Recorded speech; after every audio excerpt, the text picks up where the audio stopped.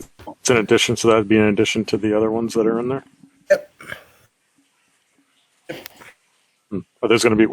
Are those legendary? Are those all going to be legendary or something? Or how will that work? We're not sure Are they yet. all I know what they look like. one of each rarity? Again, we're not sure yet. I know what they look like. If you want me to give you a picture, I can show you that. Sure. But they haven't been made. We haven't talked about whether they're epic or legend or any of that. It's basically artwork that can repurpose, but we can't really repurpose it for that set. But it could be something we use in that mode, and we want to have other pricing anyway in that mode. Right. So let me. Obviously, this isn't final. Right. Let me cut out who said this so I don't get anybody in trouble. It wasn't Gator. If Gator's on. Yeah, he's on. He's way at the bottom. I can't see that far yet. I did see Danny Balls is on. Yep. Yep. We're talking about he's enjoying the Frontier mode. Oops. Frontier format. Yeah. Apart from the brawls, like the Frontier mode's like my favourite thing right now. It's really fun. Cool. Yeah, I've actually heard that from quite a few people have jumped in and said that. So I'm really pumped to hear that. That's really cool. Are there any preliminary numbers on the? Is that Jangles or Jimmy? Oh, that's Yeah, it's Jangles. All right. Wasn't here, but that one wasn't me. I don't Oh, know was who it? did it. Someone did it on my behalf, so I'm gonna guess it's. There you go. What's up, everybody? Nice. Yeah, we got Danny Boss here. We got Drop Air Jim just joined Team Possible, but he's had his own guild before. He's from Australia. Nice. He's joined Keegs, and then Keegs is actually not Australia. I'm sorry, New Zealand. So they're on the same part of the world, the opposite side of us. Right. I put them out there, Paul, just to show Yeah, I you see. kind of. So Yeah, those are cool. yeah, they got the artwork done, but they don't really fit with, the design of the set. But, nothing wrong with putting those in Frontier mode. Something they kind of look Pokemon-ish, sort of. Yeah, a little bit. Yeah. Where are these? Where are the images? They're just cards that have been made that there was no use for. And when we're going through the inventory trying to find, like, how we can make the card sets that we're working on coming up. Like, can we use this? Can we use that? Can we use this? Can we use that? And then this came up, and they were like, "No, we don't have any use for it." And then Royal basically said, "I got a use for those," and so Royal's going to make cards out of these for the foundation mode.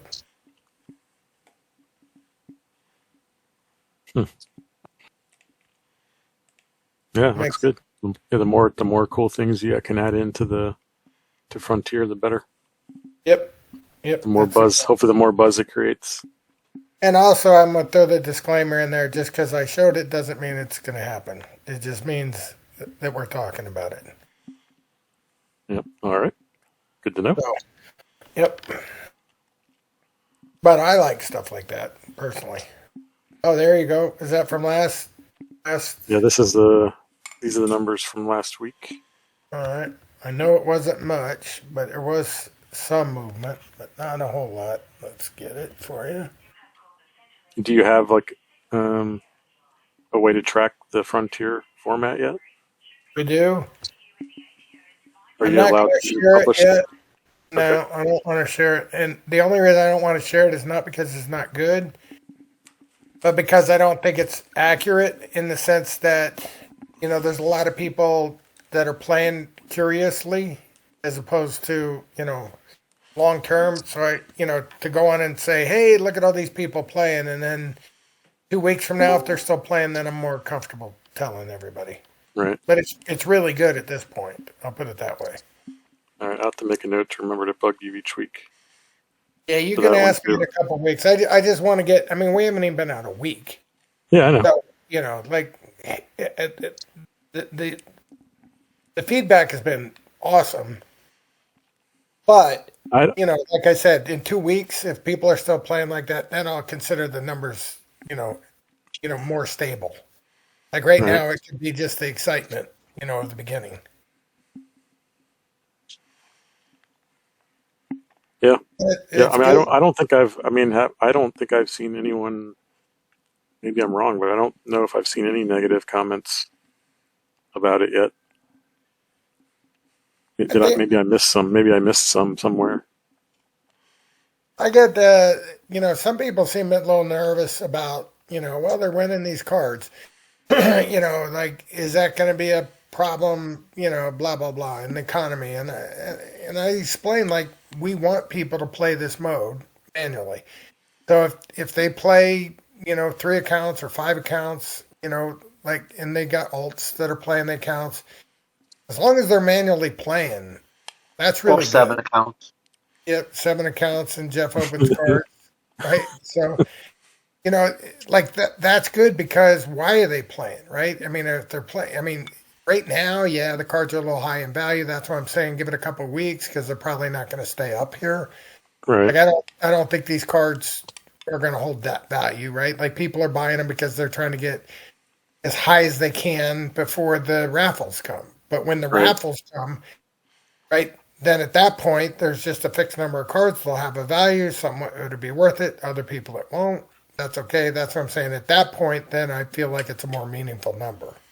If that Do makes you sense. have do you Right. have By do you the have way, separate stats for like actual new accounts playing, not like people who have already in Splinterlands playing?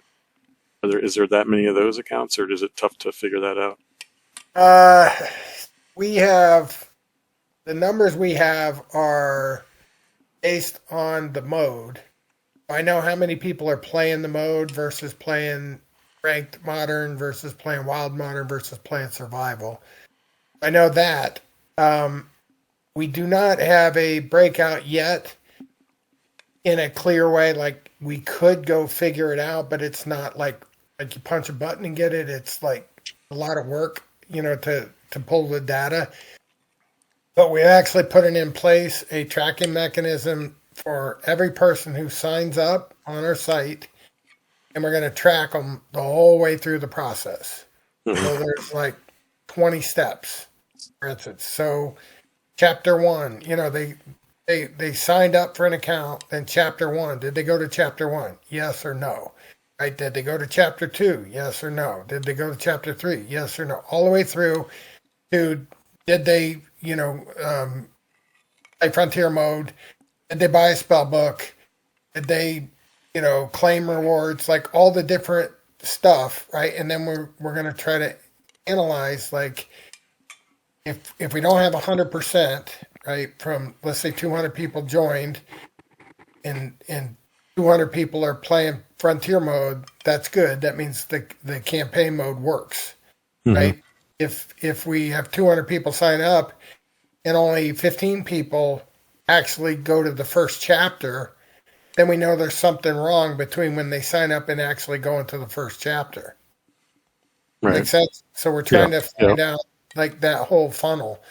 So that's something that should be done next week. And then I'll have that number for you because I'll know like every day, like how many people came from a new account, basically. Are you keeping track of the win rates on all the chapters? Not yet. But I can tell you chapter 12 and 13 are not very good. Yeah. Yeah. I assume that's something that you're looking into. Is some way to make that a little Yep. easier? Yep. We Cool. got a meeting at 9 a.m. tomorrow on that. That's good. That's good. I like the fact that 12 and 13 are hard. Yeah, I'd like them to be hard too, but we also don't want to have people quit, over it, right? So, I mean, those are what you're hard. Those are doing. hard for us, like people who have Yeah, played. They're going to right. be very difficult for a new player. That's the real issue there, I think. And if it says like, "Hey, you didn't get it, but go ahead and move on to foundation mode, and you can come back and play later," like that would even be okay, right? It's just like you get a feeling like I can't go any further until I get this, and ooh, I tried 7 times and it didn't work, right? So then it's kind of like some people get frustrated and quit. I kind of like the What would be idea that ideal is like an in-game like chat system where they could just say, "Hey, I'm stuck. I'm a new player. Can someone help?" That'd be good. Yeah, I yeah, would. yeah, I, what I was going to yes. mention was maybe you can put like a link to Discord or something in there, since that's pretty much where you know I've seen a lot of people ask how to beat that particular chapter in Discord, and they always get a response and very happy after they do that and they're able to pass it. Do you But I really mean, need to most do people are that? not going to go to Discord just out of the blue. Could you just have uh, guides in the AI chatbot thing that helps people through it? We don't have that yet, but yes, that would be a way to solve it if we did have that. You know, Why that'd be wouldn't? so good. Like if you retried it like 4 or 5 times and then eventually you got an additional bit of help. Like maybe you should put this fast guy in the front. Yeah, Or that's whatever. It does that already, though, doesn't it? no. No, I don't Yes, think so. no. It gives you like a tip. It Go tells ahead. you that, It tells you about yeah, dodge. I think it tells you it that says when something about you dodge. start the thing. But That would uh, you know what would be cool is if is every single is if it gives you the I don't know how many times you want to have it to where you lose, but let's say that number is three. You don't that after that third attempt, it tells you, hey, why don't you try this summoner and make sure it's the correct summoner for that one. And then if you lose again, then it say, hey, why don't you try that summoner and this card in first position. And then if you keep losing, just keep going until eventually the system will just give you the entire lineup if it takes you that long to do it. At least it's still engaging and people won't get as frustrated, I think. I mean, the problem is, like, I was playing the correct lineup from maybe match 2, and it still took me 7 or 8 attempts Yeah, for very the RNG to line yeah, up. it's very That is not RNG the right. intensive. Yeah, that's a bullshit experience in my opinion. Let Gator I mean, talk. what? Oh, Let, sorry, let, Gator. that's all right. Let's let Gator because Gator was telling us something. so, besides whatever they decide to do tomorrow, we're at support's request putting in a learn more link up at the top to support articles that tell you how to do the chapters. Gator, will it have a like play red with this summoner or with this tank and this card behind it kind of thing? Yeah, I'm pretty sure it tells you explicitly what to do. Okay. You can go look; it's on QA1. Okay. Cool. Awesome. I Yeah. think they need to add more to the article, but that's currently the short-term band-aid to help people with that. Okay. Cool. Is there an article for all the chapters, or is it just that particular one? I think the Right now, I one after it can be kind of tough too. I think. think it's just that one with the intent that they're gonna the rest of them, hopefully. I mean, most of them shouldn't need much explanation, but Yeah. I think the one with all the magic is kind of can be kind of tough too. The main thing is like this is good that we're on it, and we'll fix it, right? Like Clove was what woke me up, when she couldn't figure it out. Like I figured Jangles wasn't, like if he can't figure it out, that doesn't mean anything. But when Clove couldn't figure it out, that's a whole different story. So, Well, like Jangle said, not necessarily not figuring it out. It's you could have the right lineup and still lose 10 times yeah, in a row. And the main thing is we want to get them over in the game that everybody likes, right? Like Right. even Yes. even the people that aren't good at the game are still enjoying the frontier mode at this point. Like they're like, hey, it's hard, but I like it, right? I think the winning five and getting something is a different way of doing it. Like it's not different for the old guys, but for anybody past Legion on forward, like you guys never had that, but we had that growing up. Like we got 5 wins, we got something, right? And Yeah. that to me is a pretty powerful motivator.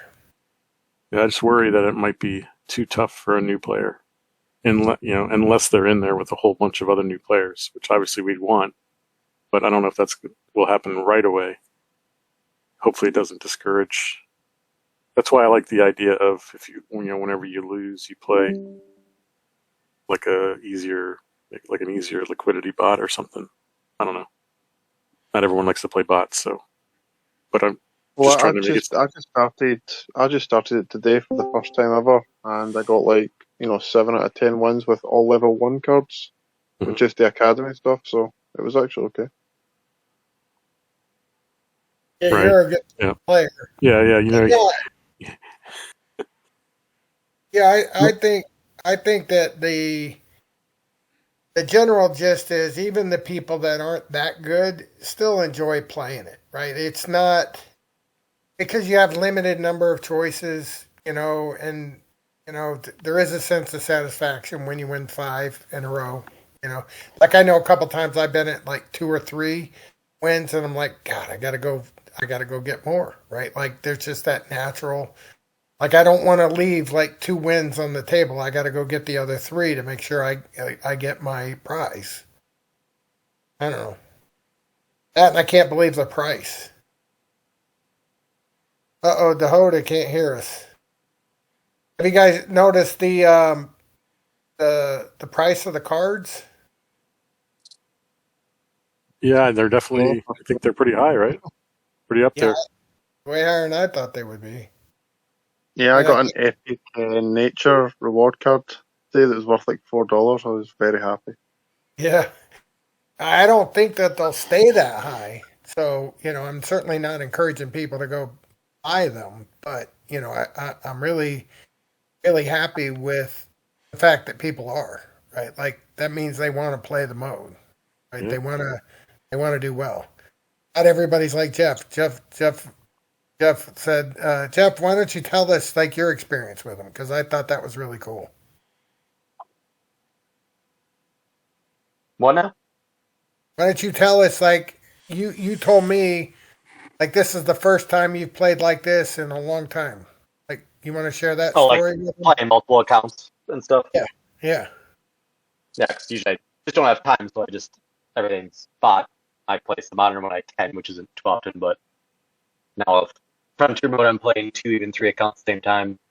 It's just hard to have enough going at once where you're not seeking an opponent on more than one account and preparing against yourself, which I've done twice and just drew to myself because I think that's the only right thing to do. But yeah,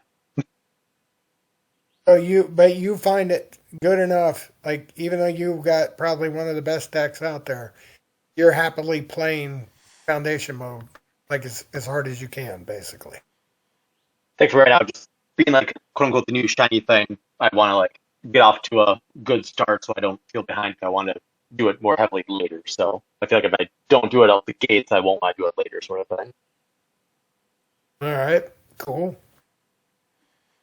Anybody else? Danny's giving us his take. Anybody else want to give a take?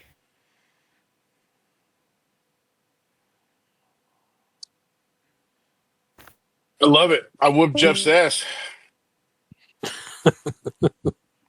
Oh, Jeff.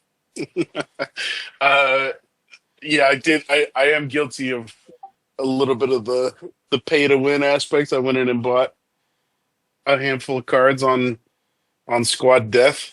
I'm having fun with it. I think it's a win. I haven't seen. I was expecting some negative feedback, but it feels like just about everybody is pretty excited about it, and I I I started think my so. setup last night too. You started buying? You caved, Jeff. You caved.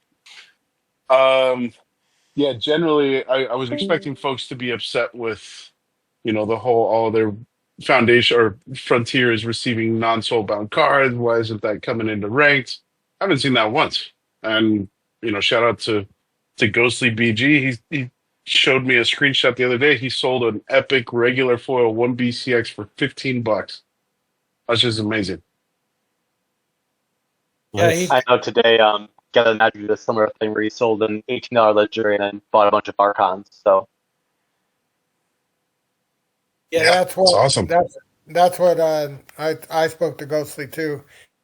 I think he said he got total of $25 on a couple epics, and then he turned around and ended up buying $40 worth of Archons to go with it. So you know, it's just kind of cool, right? Like that's the purpose, right? Like people can do things like that. It's part of our game. That's part of what makes it fun, and the fact that these cards are limited, on how high they can go. That's even better. That people are willing to want to participate as well. So How does the Yeah. matchmaking work in Frontier?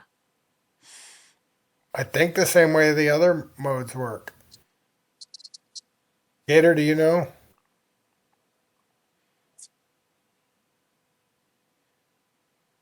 So do you only play people that are in the league you're in?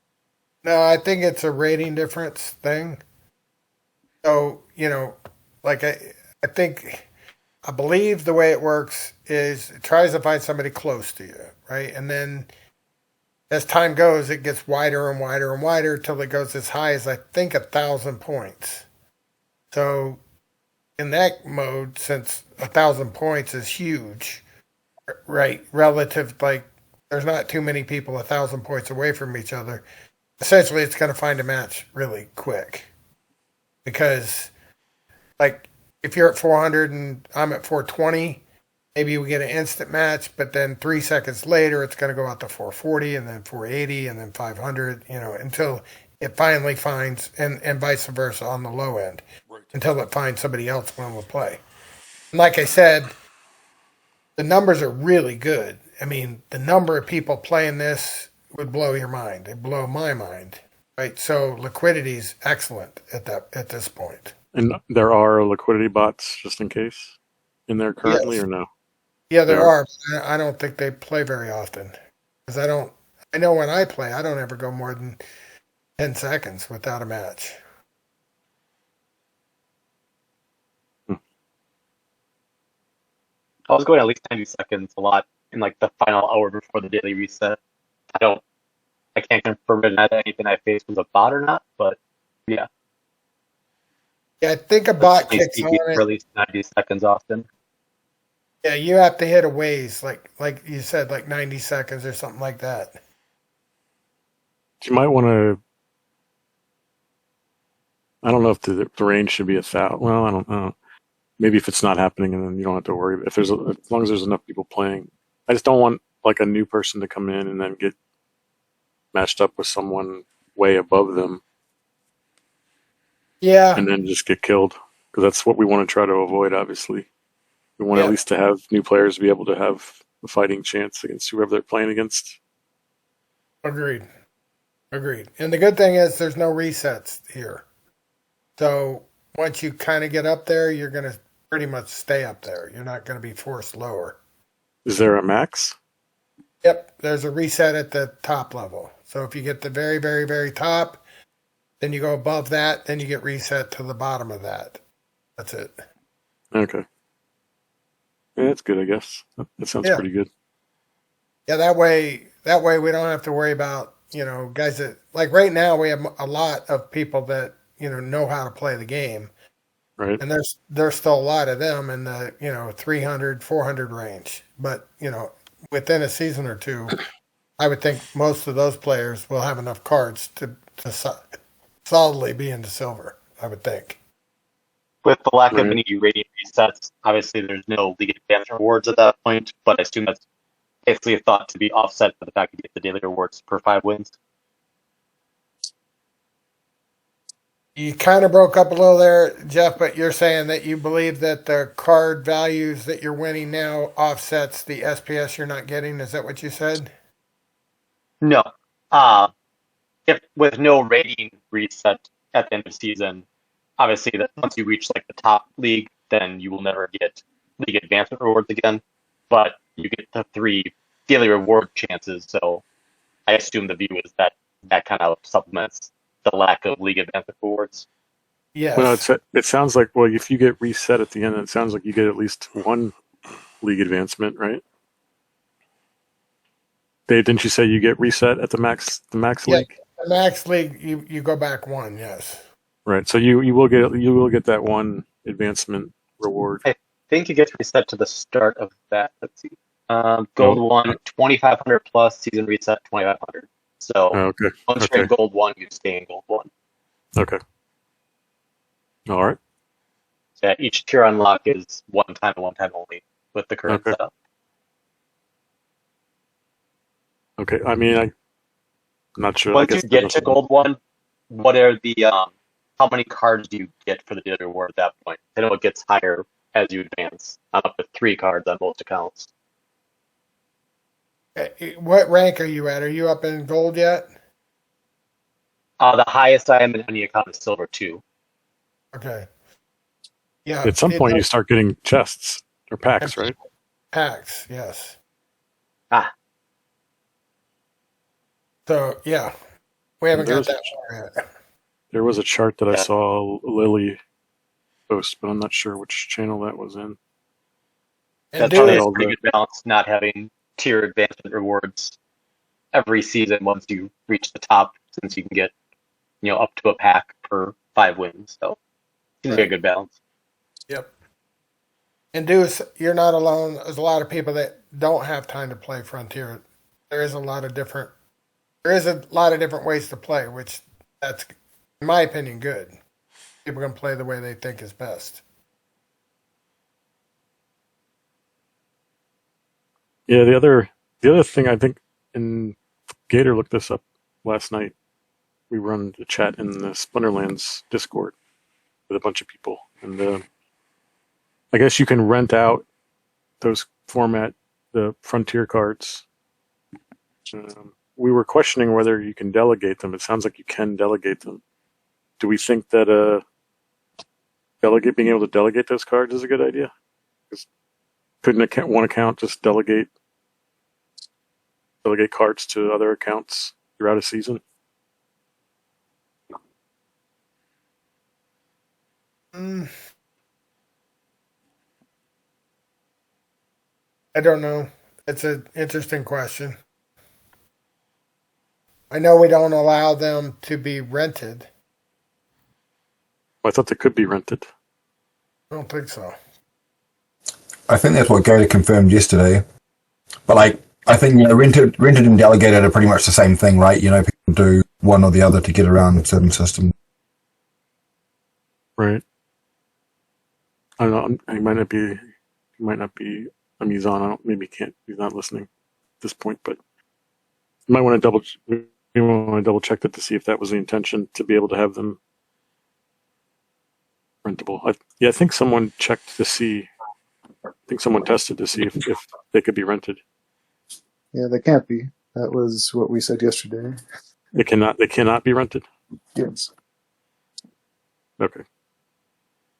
But they could be delegated, as far as I know. I don't think there's anything preventing people from delegating them out. There is still the couple-day cooldown on youth, but yes, you might want to see if that was the intention, Dave, to be able to have. Seems like you would not want to have those be able to be delegated. You want people to earn. You should want people to earn those cards, right, or buy them off the market. Yeah, we'll talk about it. So, if you delegate though, you still have the 2-day cooldowns. You can't just use the same card on every account every day either. That's true, but you could play 4 different accounts throughout a whole season, or 5 different accounts throughout the whole season with the same cards. Once you get enough draws, rewards, so you're not going to double the rewards in one day.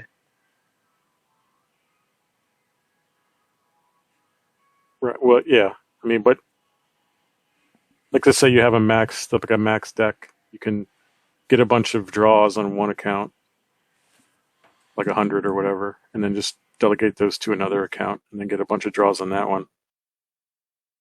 Since the draws you can only win once per account for the raffle Fair. draws. You know, the more accounts that you can delegate those cards to, the more chances you have to win. That was to win the raffle.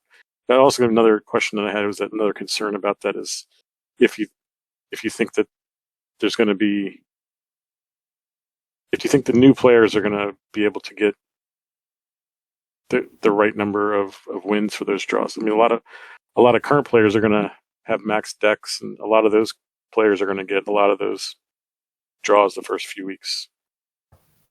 Now, maybe I guess if we can get tons of players in there, maybe that's not as much of a concern after that. But it seems like we want to have new players get as many of those cards as possible. So I don't know if there's I don't know. I mean, I try not to distinguish between new players and old players from that perspective, because if it's fun for an old player to play that mode, then that means it's fun for a new player to play that mode, right? Because the mechanism and the pricing is worth it. So I think that's what drives a new player just as much as an old player. So the difference between, like, it would be different if they're playing only guys, with max level cards, for instance, when they come in. But we didn't structure it like that. We structured it where, they should be playing against, like low end guys at the beginning, and then they got to get good like everybody else. So just like everybody's coming in, it's not as big of a leap to get higher at this point, right? Like, it's not like there's a gazillion other cards they need to buy and multiple sets and promos. And I mean, there's like one set of cards. They earn them like everybody else is earning them right now, if that makes sense. And then they get the same odds if they get there. Now, they might not be as good as somebody. Like, how do you really regulate that? Right. Well, I just mean new players. New players are going to have like 5 raffle tickets or whatever, and established players will have hundreds probably. That's all I'm saying. That's what I mean by all that. Yeah, there's not really any way around that, I guess. Yeah, I think that was just a concern that I had. I mean, it sounds like it's not that big a deal, I suppose. Well, it also depends on how many people play. Like, I remember telling people, like, well, if there's 76 prizes and there's only 76 people playing, then everybody's going to win a prize, right? Which is true. And then I said, well, if there's 760 people playing, then you got a 10% chance of winning a prize if you're average, right? If you're, not the lowest, but not the highest, but you're the average player. And that's true. But if you have 76,000 people playing, then like everybody's got a low chance, but everybody's got a chance because there's still 76 prizes. So it kind of evens out. The bigger you get, it becomes less of a advantage. Like, if there's only 76 prizes, yes, then those 76 guys, or let's say there were 77 guys, then 76 of those guys were really good, and they're probably going to get all the prizes, and the poor slub that comes in at the bottom probably ain't going to win anything. So that would be massively unfair. But if you had 76,000 people, I don't think it would matter, right? Like, everybody's got a free shot at, getting these prizes, basically. Yeah, I'm more talking about like the first few draw seasons, like the first few weeks. First few months, maybe. Yeah, obviously, when more players get in there, it'll handle it. Here, okay, so I would do this then. I would add a third bucket, like that. A third bucket where if it's your first week in the raffle, you automatically win something. That's interesting. Or maybe first 2 weeks. I don't know. Whatever you want to do there. The first week for sure. Just Is there a bucket the more jangles? I just dropped a couple screenshots. We need to temper the trolling. You bastard, Jeff. Yeah, Head Change did post there the advancement prizes there for each of the leagues in the voice chat if anyone wanted to see that. Sweet. Gold one, you get a full pack. You get, no, it looks like advancement prize is, oh yeah, daily reward. So you get the pack starting gold 3. Nice. Yeah, gold 3. You're almost there. Paul, I like that idea. That's a good idea. I'll bring him up. I don't see why we can't have like a welcome prize or something like that. It's just got to be thought through, like everything we do. Like, I don't know if you guys saw the update we had where we changed it from you had to have a Hive account to where you had to have a spell book. We just made it more clear it was always intended, that people, had to have essentially a spell book. But I mean, those guys are on it like within days. I mean, within days they were out buying like discounted Hive accounts and then just going out and stripping out the campaign mode cards and selling them on the market. So we got to be careful with everything we do. Like, so when I say, yes, I like that idea. Yes, I like that idea. But having said that, we then have to figure out like, how is it going to be exploited and what's the cost going to be and blah, blah, blah, stuff like that. So we'll get there. I assume you have like a checklist for that. Every single time you release something, you have like your checklist. And we do. And then there's times when we're like, that ain't going to be a problem. Like who's gonna like only stake black foil, cards on the thing that certainly they will do their other cards like nope, that wasn't the game. Right? Stuff like that. To be fair, that was only like 20 players out of everybody, but I guess that's more than they thought it was going to be. Yes, it was. And then we do have the person who was complaining in Discord because we wouldn't unban their 400 account botnet from playing campaign. Yeah. Well, wasn't that somewhat? Didn't he buy those from someone else? He did, but he still can't play 400 accounts. Like when I messaged him, I was like, because I've been working with him on different things, right? And I'm like, Maxim, are you really going to play 400 accounts? I mean, seriously? He was like, nah, I'm going to play like 5 or 6. I'm like, okay, well, I don't need to do all 400 then, like I did 5 or 6, that should be enough. He's like, yeah, that'll work. And I'm like, okay. Like it was a problem solved, but he wanted 400, probably for a different reason. But those are things that we constantly got to be on the lookout for. By the way, you can buy a spell book for $14. It just won't work. There is an online site selling them for $14.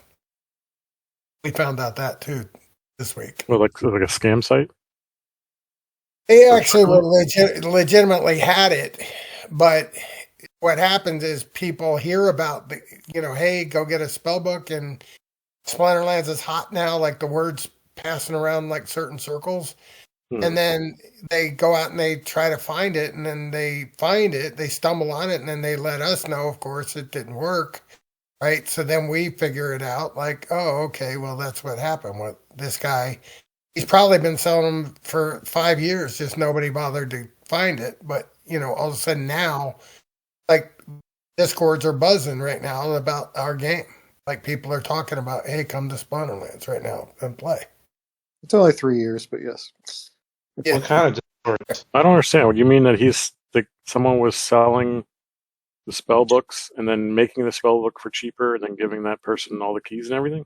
We found someone who had received promo codes in 2022 and then opened up a site selling them, or was selling them all on a site, for more than the cost to buy a spellbook. Okay. For 3 years. Well, And someone got like hundreds and hundreds and hundreds of promo codes? No, this is only 35. But the point was nobody ever bothered to take him up on it.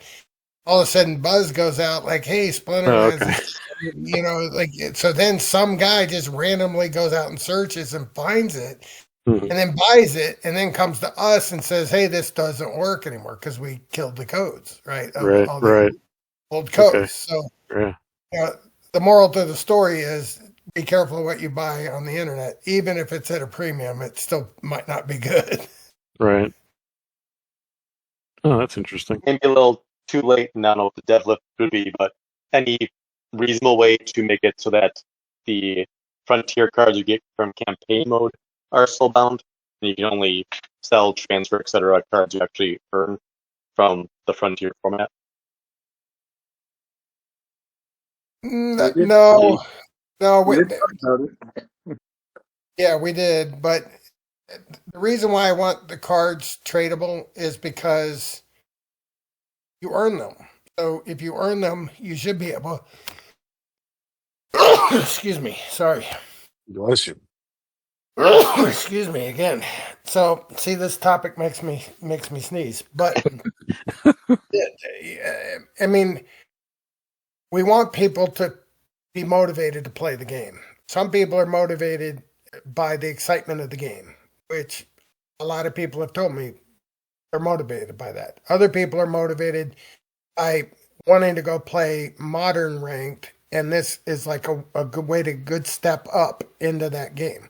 So they go and they get, a good set of cards, and then they can go over there and then add a couple legends and a couple Conclave Arcana cards, and all of a sudden they've got some degree of competitiveness.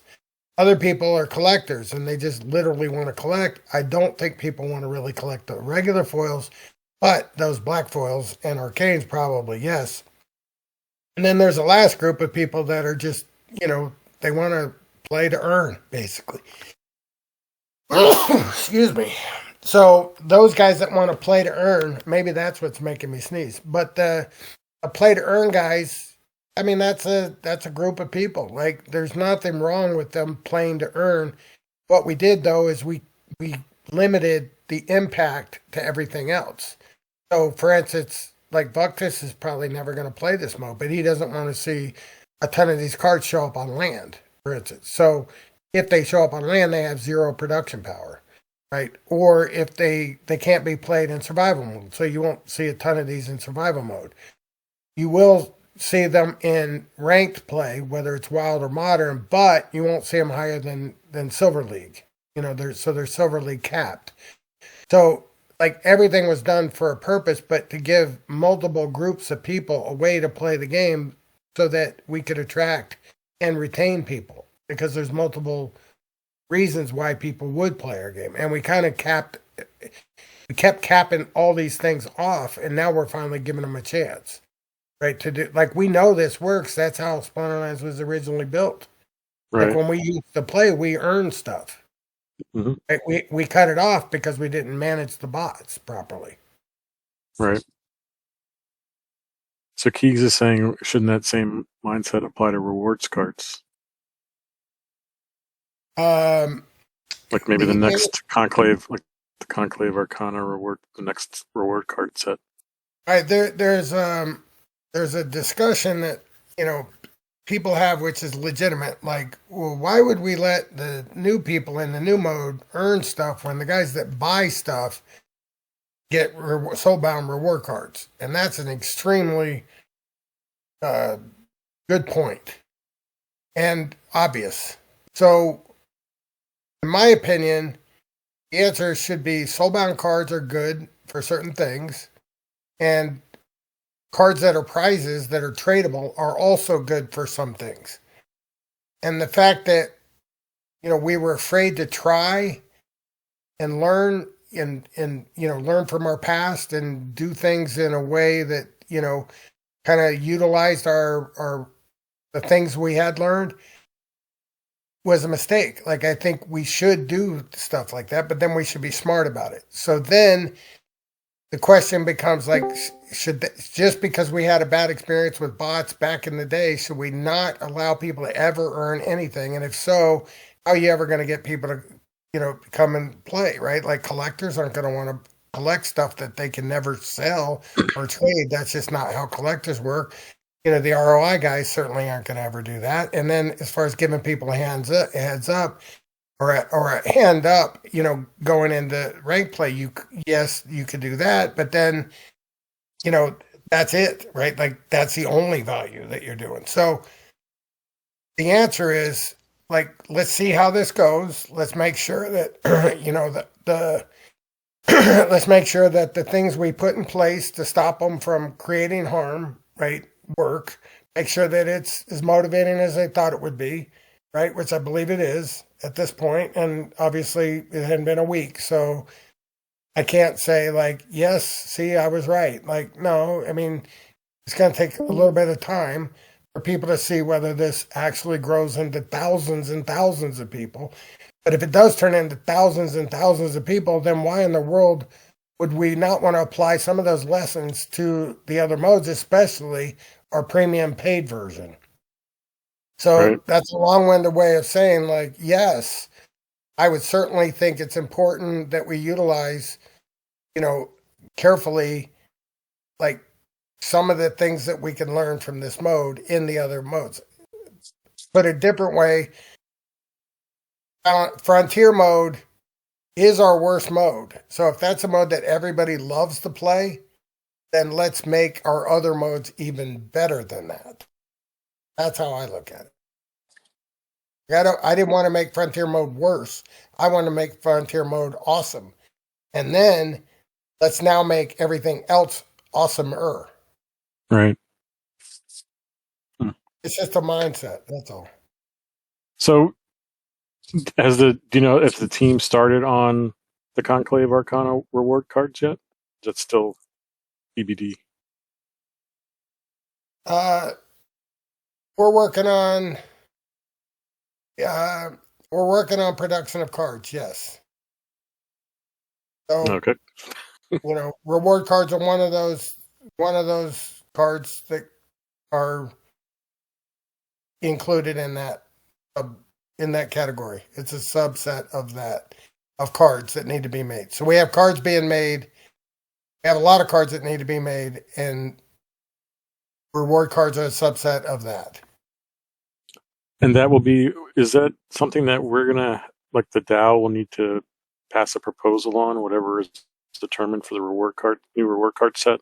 Or is that just something that Splinterlands will write up an article at some point and then we'll just vote on it? When you say vote on it, you're talking about reward cards? Yeah, I don't recall if did we vote in the past on No, reward sets? I don't believe so.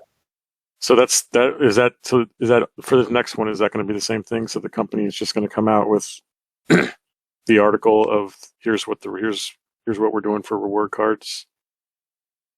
That's typically how it's been done. Yes.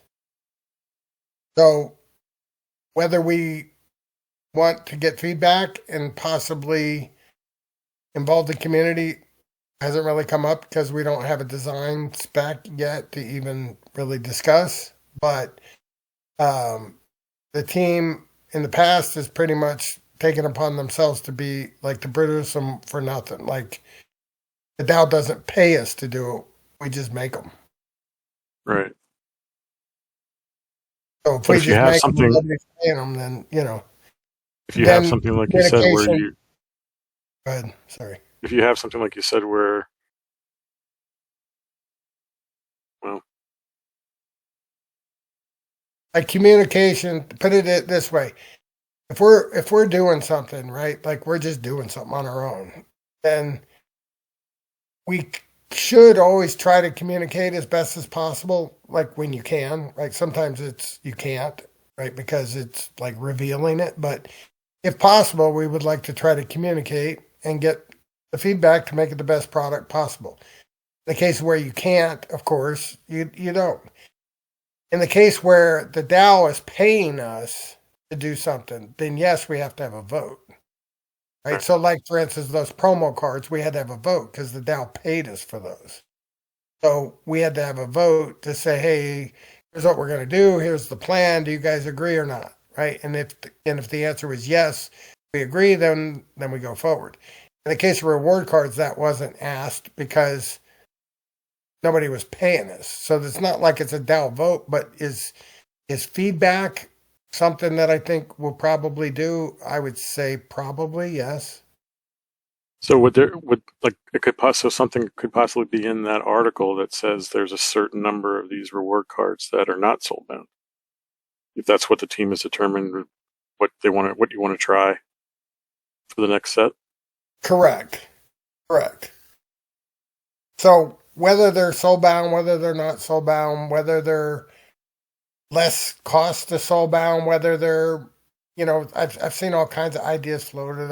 I've seen ideas where you can get like an unlock crystal, for instance. So, in your reward chest, like as a jackpot prize, you get a unlock crystal, for instance, and then you can unlock your cards with that crystal. Like there's a lot of ideas that people have floated around. And then of course some people are just like, on both sides of the extreme. Like one side of the extreme is absolutely not any card should ever be unlocked. They should all be bound. And then you got the exact opposite, like every single card should always be unlocked. So I try to stay out of the edges and get in the middle somewhere. That's my personal opinion. Right. But that's not really a DAO decision, is my point. That's more of a team decision because we're making them. If you guys said, hey, go make a reward card set that's not bound, we could do that. But, I think that would be a challenge in and of itself, considering, like Bugtus's point, I think he said today was over my dead body, something like that. The one thing that I think was a bone of contention was the unlock fee, which I assume would be in that new reward set article. If it's going to be done the same way as the current set's going to be done, as the other one was done, where it's a 20 for 20x and then 10x once the new set comes out. Yeah. And 6 months later it expires. Yes. I've never been in one conversation about it, just so you know. So go ahead. Unless the DAO vote passes otherwise, I would expect that to be what happens. That it follows the same as the previous set. Right. Also, I don't want to skip over, or I don't want to jump to the next conversation quite yet, but one of the things that Dave mentioned, that, anything that the DAO needs to pass as a proposal. So if the DAO wants to, get those promo cards redeemed, that's going to be a proposal. I know you were talking yesterday about filling a BTC card to fund BTC rewards, but that might be a later topic. Right. That's what don't we have? We have one more promo card, right? Doesn't the DAO have one more promo card? Yep, but it's a passive proposal for what it is. Right, yeah. I mean, we don't know what it is yet, but I think we still have one owed, I think is what I mean. We're still owed one. So it's just a matter of, how to get 67% to agree on what to do, that promo card. I mean, the main thing is, I think that it seems like we're starting to not be as fractured as we used to be, which means, like, there was a time when everybody would, say, oh, the whales just do this, and then the whales would, maybe just ignore everybody else. It seems like there's a little more communication going on now and a lot more question asking, like, hey, what do you think about this? Then the other guy saying, like I said, like Buck just said, over my dead body. So, he makes that comment, and in the old days, somebody would, raise holy hell, and, Keegs is saying, I can only hope and dream that we do that, and then Bugtus says, over my dead body. And then there's some massive war over it. It seems like now it's all right, now we know where he stands, and now we know where Keeg stands. And neither guy's flipped out about it. And now we can maybe talk about what are some solutions for it. So I'm hoping we're getting to that phase, but that's the goal. And I think we're getting closer, I'll put it that way. Right.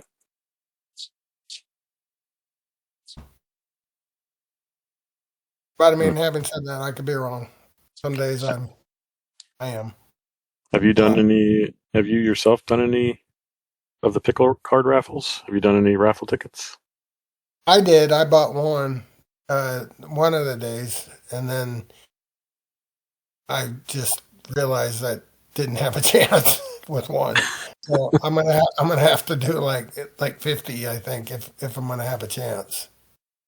I was doing 5 there for a couple days in a row. Then last the one yesterday, there was already like 600 in there, so I didn't even put any in that one. Not sure what. I think if it's like below a certain number, I'll put some in.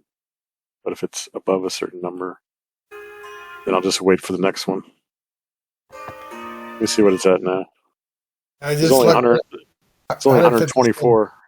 I only see 100. There's only 124 in the current one. 157. Refresh, man. Well, I mean, I just clicked on it. I just did too. Mine says 157. Yep, 157. See? I was on Ha! a different screen and I clicked on it, and I guess that doesn't refresh that number. Dave entered a whole bunch of entries after you clicked on it. Did. I did. I just wanted to make Paul look good. Well, see, 157 is in my wheelhouse. I'll definitely do 5, but obviously it's not going to stay at that number. I set my alarm for like I did sometime too. in the morning, and then if it's below 400, I'll probably do 5. But if it's not, I'll just wait to see what it's like for the next one. Is the team? I mean, did you make any projections as a team as to what you thought the number of tickets would be? Are you happy, or everything looks to be decent numbers so far for the draws? I don't know what everybody else expected, but it's definitely on the high side of what I expected. And I was the guy that kind of put together the pricing, so I'm very happy with, I guess, like 500 average, like a $300 card. That's pretty awesome, in my opinion. I wonder if because of that, I mean, it seems like it's going to be pretty interesting when we get to the next round, because those auction marks are pretty expensive to make. Wonder what those are going to go for. They've been going for like 2.25 ish. If you look lately, Let me see how many have actually been created here. Let me see. Jeff said he had 600, but I think he meant raffle tickets. If I go to market and then other items, Because on the auction marks, I show only 791. Well, unlike the fortune draws, those aren't burnt on use unless you win, so they'll right? persist a bit more. Yep, that's true. It's still 791. That, I mean, at $2, that's like $1,600 total. Right. That's not much. And we actually have an Yeah, auction coming this month. yeah. When does the one? I didn't check the date. Is that the date of that in game? Yes. Oh, I don't know if it's in game. I know it's on the post. Might be good to get it might be good to get a countdown for that one. Is that in the? Let's see, it was exclusive. Okay, we got the exclusive here. Yeah, it's a little awkward because the other raffles are running, so I don't know. We're going to put the countdown for the next phase when they're going to run concurrently. I'm Well, looking I at mean, there's an exclusive place that has the voucher card, isn't it, for the Satoshi? Isn't that what it's So I'm for? thinking that there's going to be a pickle one too. Yeah. there's going to be multiple things running at the same time. Starting August 12th, the Arcane Fortune Draw is going to happen. And there's August 12th? only August 12th. What is that? 9 days? Yeah. Might And want then to. there's only going to be 10 of them done. So there's only 10 total. 10 gold foil Arcane. Yeah, that should get a lot of action, I would think. And then the black foil auction begins on August 26th. And there's only 5 of those.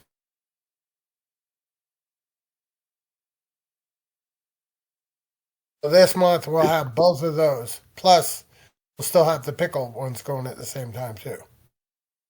So it's from what it sounds like. It doesn't sound like that the countdown for this one's going to be going in on Tuesday. So maybe there's no countdown for this one, the Satoshi one. Will just go into effect on that particular day. Look. I don't know, Paul, because it's a little different because we started the sale while the card was still, in print, basically. Right. But like the pickle ended because we made that only 30 days. But Right. the voucher ones are Yeah, 90 it's still days. going. Yeah, that one's still going on. Right. I don't know whether we'll have a countdown, but I can guarantee you we'll let people know. Right. Yeah, I think there's going to be a countdown tomorrow. It's maybe the problem with checking QA is we moved it up to the actual running the draws now or the auctions for testing, but I'm pretty sure that goes out tomorrow. Okay. Oh, or Tuesday, Tuesday. whatever day Right? it is. Yeah, Yeah. it's going Just to be Monday here soon. So and just for everybody to know, there is only 10 of the gold foil arcanes of that because that's an epic, and the common pickle is a common, so there's 50 of those. So it's like Yeah, rarity is basically, different. all those are going to be over before the pickle arcane, gold arcane one even ends, right? Yes, correct. Is there? I don't recall. Is there any time in between those two? Not sure if there was. You said there was. You said the date for the second one. Between the black pickle and the gold pickle. Well, the in between the two the Tasoshis. You said the date was the Yeah, 12th. yeah. One was the 12th and one was the 26th. So yeah, there's 14 days between the starts, and there's only 10 days of the gold foil. So yes, there's 4 days in between.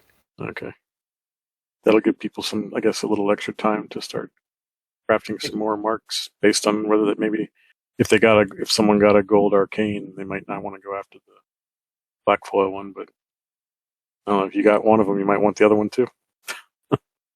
And one thing another topic I can talk about or get feedback on. So feel free to give me feedback, any of you. There was a question in land that was brought up about limiting the land cards, like the craftable land cards, so everybody knows the purpose of the land card is to utilize resources and something else to make a land card. So that's Manser's already spilled the beans on that. So I'm not giving you guys anything new. And then the question came up in between the people that were chit chatting about it, was, are we going to gate them or not? Meaning, if Fuctus wants to buy them all, right? Can he just quickly go buy them all and nobody gets a chance? Or should they be like, oh, Fuctus should only be able to get a couple, and I should be able to get a couple, and Paul should only be able to get a couple? Meaning it becomes like communistic a little bit, right? And then in the discussion, the distinction was made, by most of the guys that were commenting in there, like, no, if they have the resources, like, we shouldn't have to wait for people to craft these, right? Like, so if there's enough to create, let's say, whatever, 100,000 cards, just picking out a number. I'm not saying there's 100,000. I'm just saying, like, just pick a number. So if there was 100,000 and there was enough resources to craft 100,000, Avuktis had like half of them. Should he be allowed to craft half of them because he has half the resources and nobody else bothered to do it? Or should we gate them, right, so that he can only get like 1 or 5 or, pick a number? And so the answer came back that, not the answer, but it seemed like community sentiment was like, if the guy's got the resources, he should be able to buy them. They should not be like, like gated like that. The only issue that was brought up, and I know it's been brought up outside that conversation, I'm not sure it was brought up there, but I know Manser had it in his mind, was with the exception of, for instance, time zones, right? Like, some guys are on opposite sides of the world. So I make it noon my time, and that's 4 a.m. your time. That's kind of unfair. So like that kind of worry about like within 24 hours it should be quote fair, but then after that, then if you got the resources, you got the resources. So I guess I'm throwing it out there to see what you guys think. Do you have a I like a have a strong solution, Dave. I put it in the chat. okay? I'd be curious, like, do you know roughly how many you're looking at producing? Because they're like significant, if it's like 100, different story compared to like 10,000. Yeah, it's gonna be I believe that they could sell out. I think there'll be about 100 gram worth of the cards. That's a very low amount for something that we do like that. If that makes sense. Yeah, see, that kind of, that is really where I think we need to protect the buying if you know that many. And like you said, that's quite low. Like, if anything, I think we should be trying to aim higher because that's burning more resources for the community, right? Yeah, the only reason I want to limit it somewhat is because they're new, and there are some people that are nervous that we're not going to get it right. Meaning, we're going to open up this can of worms, and then we're going to be regretting it, right? Like, oh, all this extra production going on land, it's going to be horrible, blah blah blah. I don't think that's the concern, but to alleviate that concern, I see no reason why on a proof of concept type situation where we have to like massively roll it out. Like if it's successful, it ain't like we can't do it again in 2 months. Like there's no limiter to doing it again. Once you get it out, it's out, right? Like the way it works. I personally think it's going to go really well, and I personally think it's going to be in high demand.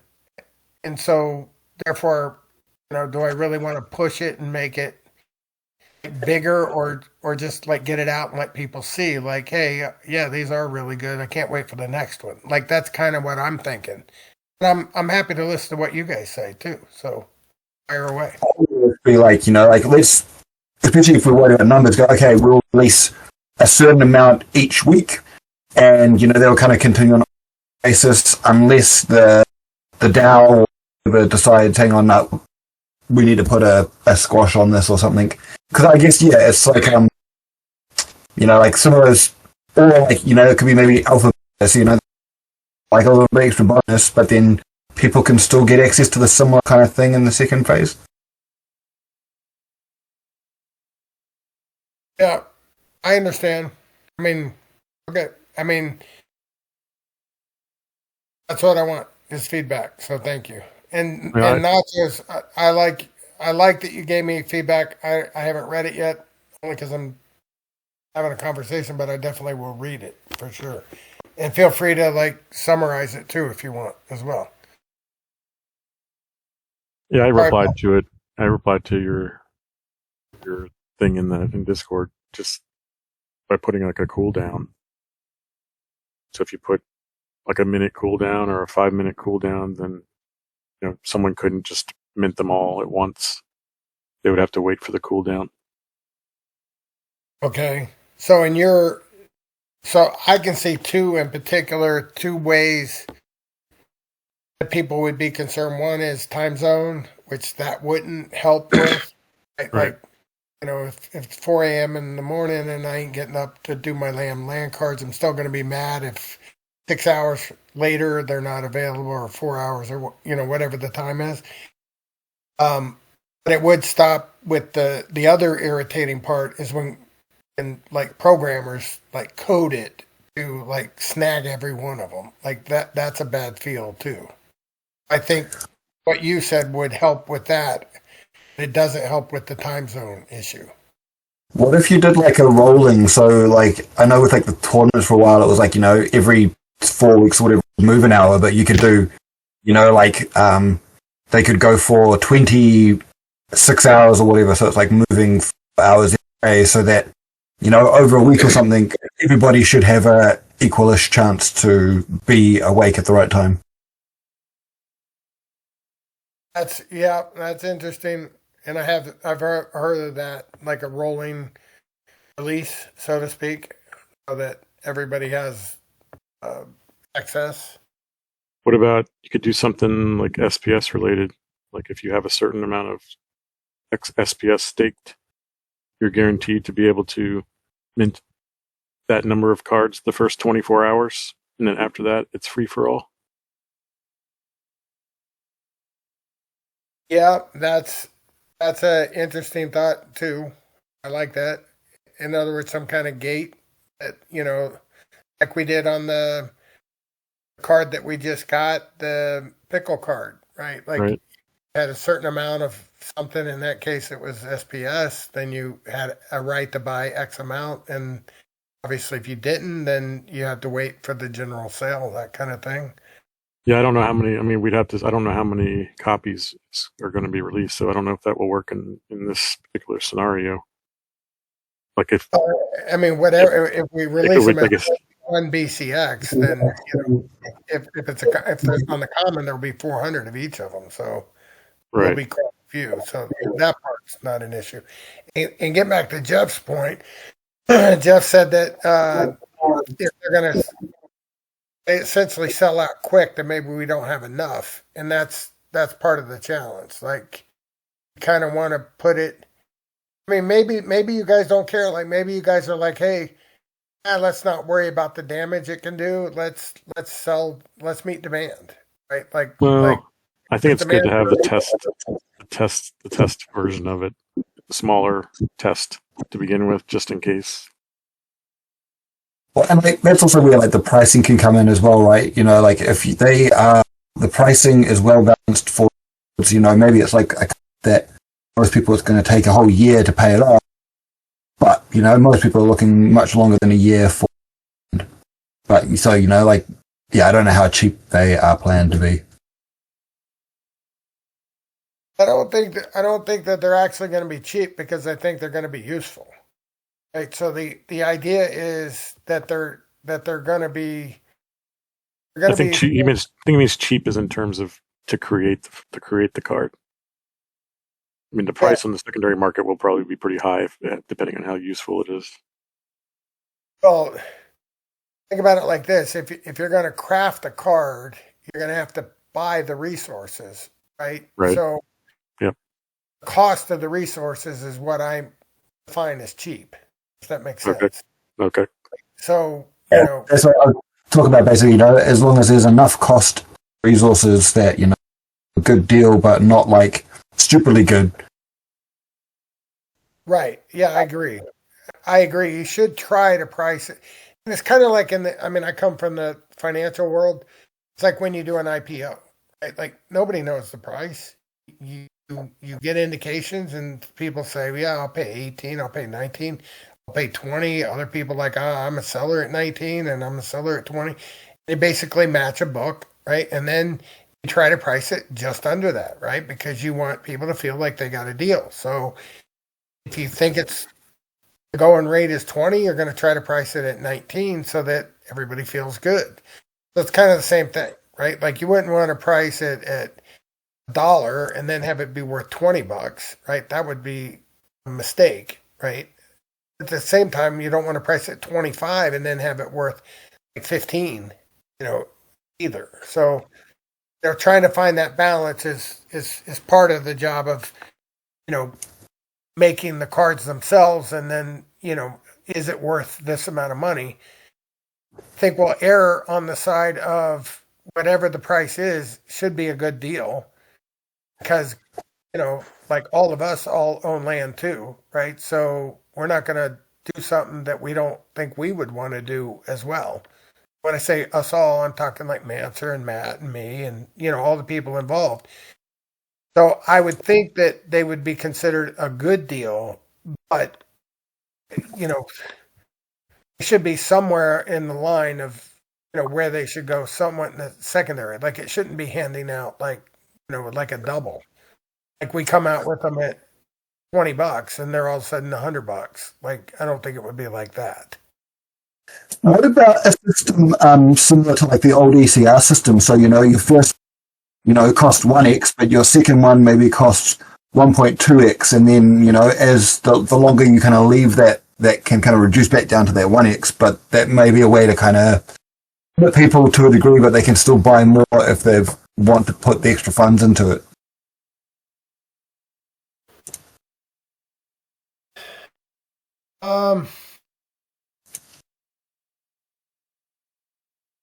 I don't know. I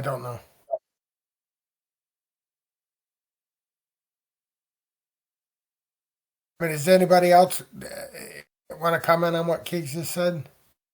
Seems like that would be a lot of dev time for I don't think it should be that. maybe a one-time thing. Like, I don't imagine that as a complicated thing to, like, we've had similar things in before. It's just like a little calculation one at a time, and each time it's just like what we use for the gun shop. I would be behind that if after 24 hours it goes away. I tend to lean my personal opinion, and again, this is my personal opinion.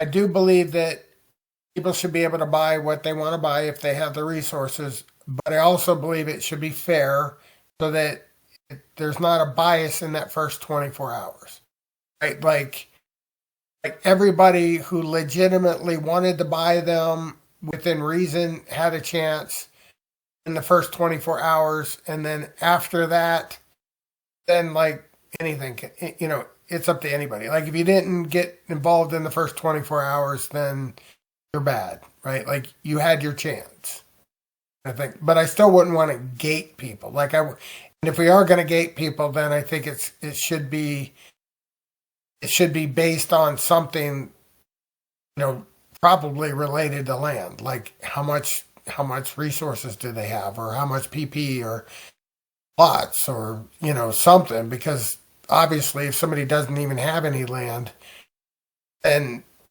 how would they like feel entitled to it, so to speak, right? Because they're going to be crafted for land and from land. So if you don't own any land, then it's kind of hard to say like you should be involved. I think Aura is going to be involved, so you have to own some land, right? Say that again. Isn't Aura going to be used for this crafting?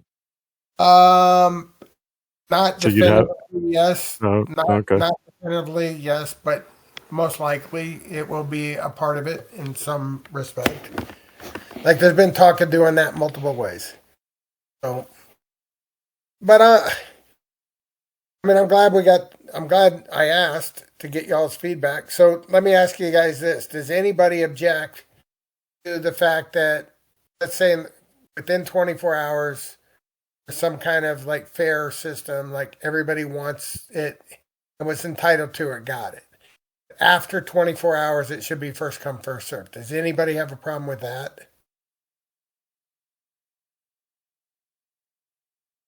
As long as we have enough notice so that we can like prepare.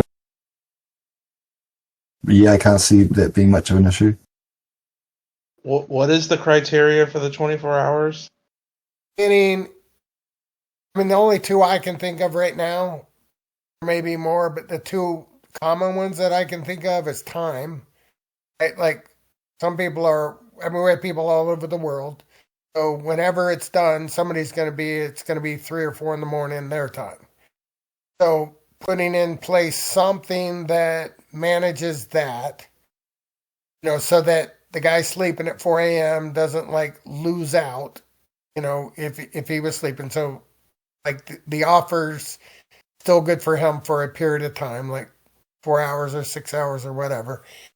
And then the other thing being the automation aspect. Like a lot of people get frustrated that a bot goes in and picks like, 5, max copies all at once within 5 seconds, and not even 5 seconds, within 5 milliseconds, right? And then no human that tried to press that button, even stood a chance, and now this dude's got 5 of them or 50 of them or however many.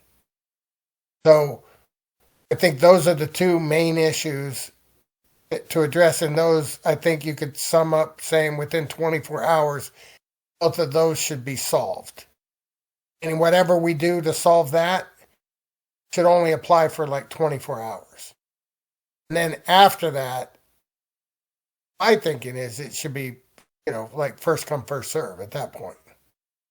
Because you had your chance in the first 24 hours. You don't need a second chance. Other people have argued that, like, no, Buck just can't buy 75% of them. That's bullshit. He shouldn't be allowed. And then Bucktus's point is, what are you talking about? I stored these resources. I've been producing these resources. Why can't I have them? If that makes sense. Right. Yeah, I think Geeks is right. We would need to have enough notice to make sure,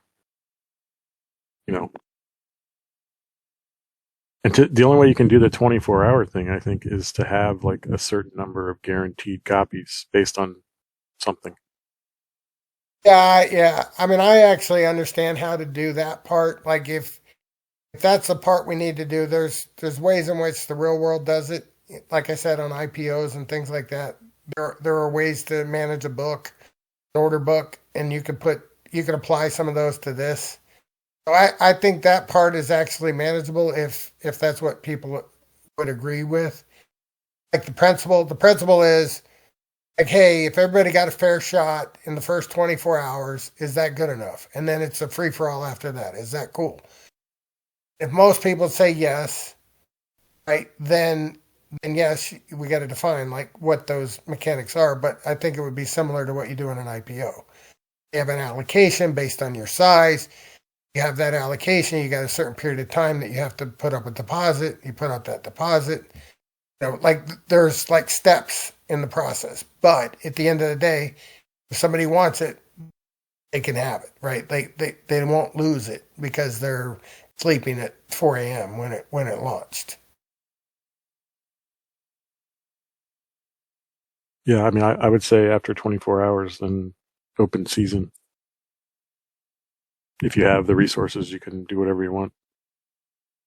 Dave, I really wish I could summarize this thing lower than what I already have on here without you having to read it all.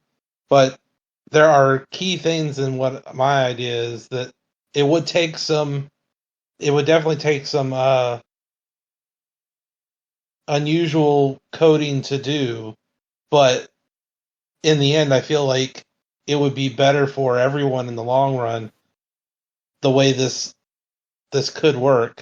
And all the numbers on there are all just examples. They're not set in stone kind of ideas. But one of the main parts about this that I feel like is way different than, or should be way different than all the other ways we've distributed cards in one form or another is they're not set like the original sets are, or I mean, how most sets are, 400 copies for a common or whatever. We could set our own level to reach the end of a common, a max common. But the other aspect is they work on top of each other, so you have to get a max common, multiple max commons, and merge those together to get the next rarity and work your way up.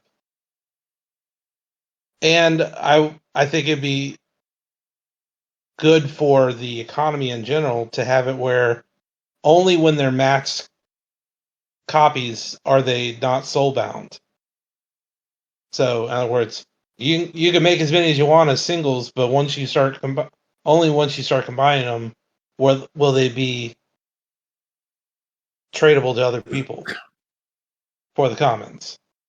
After that point, then you can trade, sell, whatever. I mean, there's a lot more to this, but I really don't want to have to chop it up to mention it, to be honest. Yeah, I got it. I mean, I think that just goes. I mean, I skimmed it. It's hard to read and have a conversation, like talk to a group and then read at the same time. But from me looking at it, it seems interesting, number one, but I also think it's different. Like there's nothing wrong with it, but I don't. It's I not. know, and I mentioned in the chat when I first mentioned that people probably won't. If it comes to a vote, people won't like it just because it's different. But that doesn't mean it's not bad, or doesn't mean that it's bad. Yeah, I'm not saying that. In fact, I would say like I tend to be a yes, cool, let's do that too kind of guy. Like you can ask Nate when it came to the black foils, right? Like they wanted to do the black foils, and I was like, yeah, great. And then we also want to do the black foil arcanes, and then the answer was, well, let's just do the black foil arcanes. I was like, no, let's do the black foils and the black foil arcanes. So I tend to like to do multiple ways of doing things, so I don't have a problem with it. It's just not. It's not would be the right time for what we're doing here, right? Like there's certain mechanics that I'm driving that I want to get through on this particular thing, and one of them is we can use our resources to craft things, right? Like not just like aura potions or raffle tickets, even though those were important too. Now it's going to go to cards. So initially it's going to be a land card, but down the road it could be a survival only mode card. It could be a ranked card, a modern ranked card. It could be a wild only card. It could be a Gladius card. So, once we put the mechanism in place, we're not just limited just to a land card, right? Like it can be any card. The second thing we're doing from this is we're creating a land card. So there was no such thing as a land card before we do this. But once we do this, then there will be a thing for a land card. And then that land card will have abilities, and then those abilities will give buffs or debuffs, to the land, right? And that is a powerful tool that can be used in the future, when it comes to managing your land, right? Like, maybe you can win cards in ranked battle that, or jackpot prizes that are land cards with land abilities on them, right? And so the only way that could ever happen is you got to do it the first time, which is, again, another thing that we're doing with this. And the last thing that we're doing is we're creating a burn mechanism. Oh, shit. I shouldn't have said that. Mine has a burn mechanism. In Uh-oh. the fact that you have to burn the commons in order to get to the other rarities. All right. It has a full burn mechanism built into it. Hey, yours is good. It's got a burn mechanism, so that's good. And I would like to also have something like that as well in ours. So we have to figure that out, and release it when the time comes. But mechanically, that would be a good thing to have in there as well. Because again, once you do things for the first time, then they become normal. And then once they become normal, then they become understood, and then they become part of the whole system. It's just like every time now we do a promo card, and not a promo card, a voucher card. Like when we first did a voucher card, that was the first time we ever did a voucher card. Now we know like every 3 months we got a new voucher card coming, right? And we may even have two, right? You never know. We may actually figure out that we could actually do more than one, right? And then along with the voucher card also comes now, you can get a regular foil, you can get a gold foil, you can get a black foil, right? The black foil came new, but now with the voucher card, you can get all three of those. Oh, we also have these gold foil arcanes and black foil arcanes, and we have a distribution method for those. How does that work? Well, that works because if you have raffle tickets, you can get the gold foil arcanes. And if you want to bid on the black foil arcanes, you can do that. You get the auction marks and you mint those, right? And so now we're creating things that people like begin to understand. And then as they start to understand them, then it builds into like the purpose of like, why are we here? What are we doing? So that's a long-winded way of saying, I don't dislike what you have there. Actually, I think it's very cool. And we could probably figure out like how to do that too. But in this unit of time, there's three major objectives that I definitely want to hit. And that is I want to make a card from land, I want to make a land card, I also want to create a burn mechanism. That's the three things that I think are going to propel us into the future. And at the same time, not do it in such a way that, we take a crazy risk. Like I said, like proof of concept is fine with me. Like we don't have to, try to sell like $500,000 worth of them.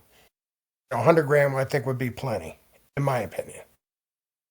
Again, they're not even being sold by us. That's the other thing for everybody to know. Like value does not come. People aren't playing the team for what we're doing. We're doing it for the value that it creates for the game itself overall. That's somebody said something in there. I think it was Gapone. Like, hey, you should probably come out and explain. And this kind of goes to what Keeg said. Like, we should probably like prepare you. And I definitely 100% agree with that. Like, we should have a town hall specifically about this, like at least a month ahead of time, so that everybody kind of can understand. Like, do I want these? Do I not want these? If I do want these, I better start making them. I better start making the resources for them. Blah blah blah. So we're close to being at that point, and I agree. I think that's a good thing to do. Like the more we can let people know, like, hey, this is coming, so get prepared, like the better. So, hey, Dave, I was just curious, like, why instead of like a burn mechanism, that money or whatever goes somewhere that could then, pay for the next iteration of this, like instead, like, yes, burning is useful for the ecosystem, but like, yes, also stacking, whatever for future development, whatever, I think that it could, it could help push us forward further than just like keep us floating, I guess. Right. Your accent and the connection probably, I missed the first part of that, Keegs. So, why can we look at, instead of burning, can we like stack whatever resource it is that we're burning to then develop stuff further instead of just burning it for the sake of burning it? I do 100% love your idea that sometimes like we burn things just because it sounds cool to burn them. Right? Like in general, I think we overburn some things where we probably should like take that money and do something with it. In this particular burn mechanism, I'm 100% for what it is, and when you see it, then you'll understand it. In other words, it's a little different than the regular, like burning deck, for instance. For a pickle. Explosions, then we're good. You broke up. I was going to say, as long as there's explosions, then we're good. Yeah. I think you'll like it. Honestly, I think everybody will like it because, again, it puts in place something that it will make it easy to continue it. Which is kind of how I define everything, right? Like, for instance, we did the Aura lab, right? And then we could make Aura, and then we could use the Aura, and like now everybody understands it, and it was super easy to do the raffle tickets and stuff like that. It like once you put it in place and it's a good mechanism, it's going to be reusable and expandable. Jeff had a comment here about have a mint limit, but also a time minimum. If the mint limit is reached before the time minimum is hit, or can be minted beyond the soft cap until the time minimum is reached. That's actually interesting. I have thought of a Dutch auction type scenario, and that's also fun in the real world, so it shouldn't be too hard. So yes, I like that. That's a possibility, I guess.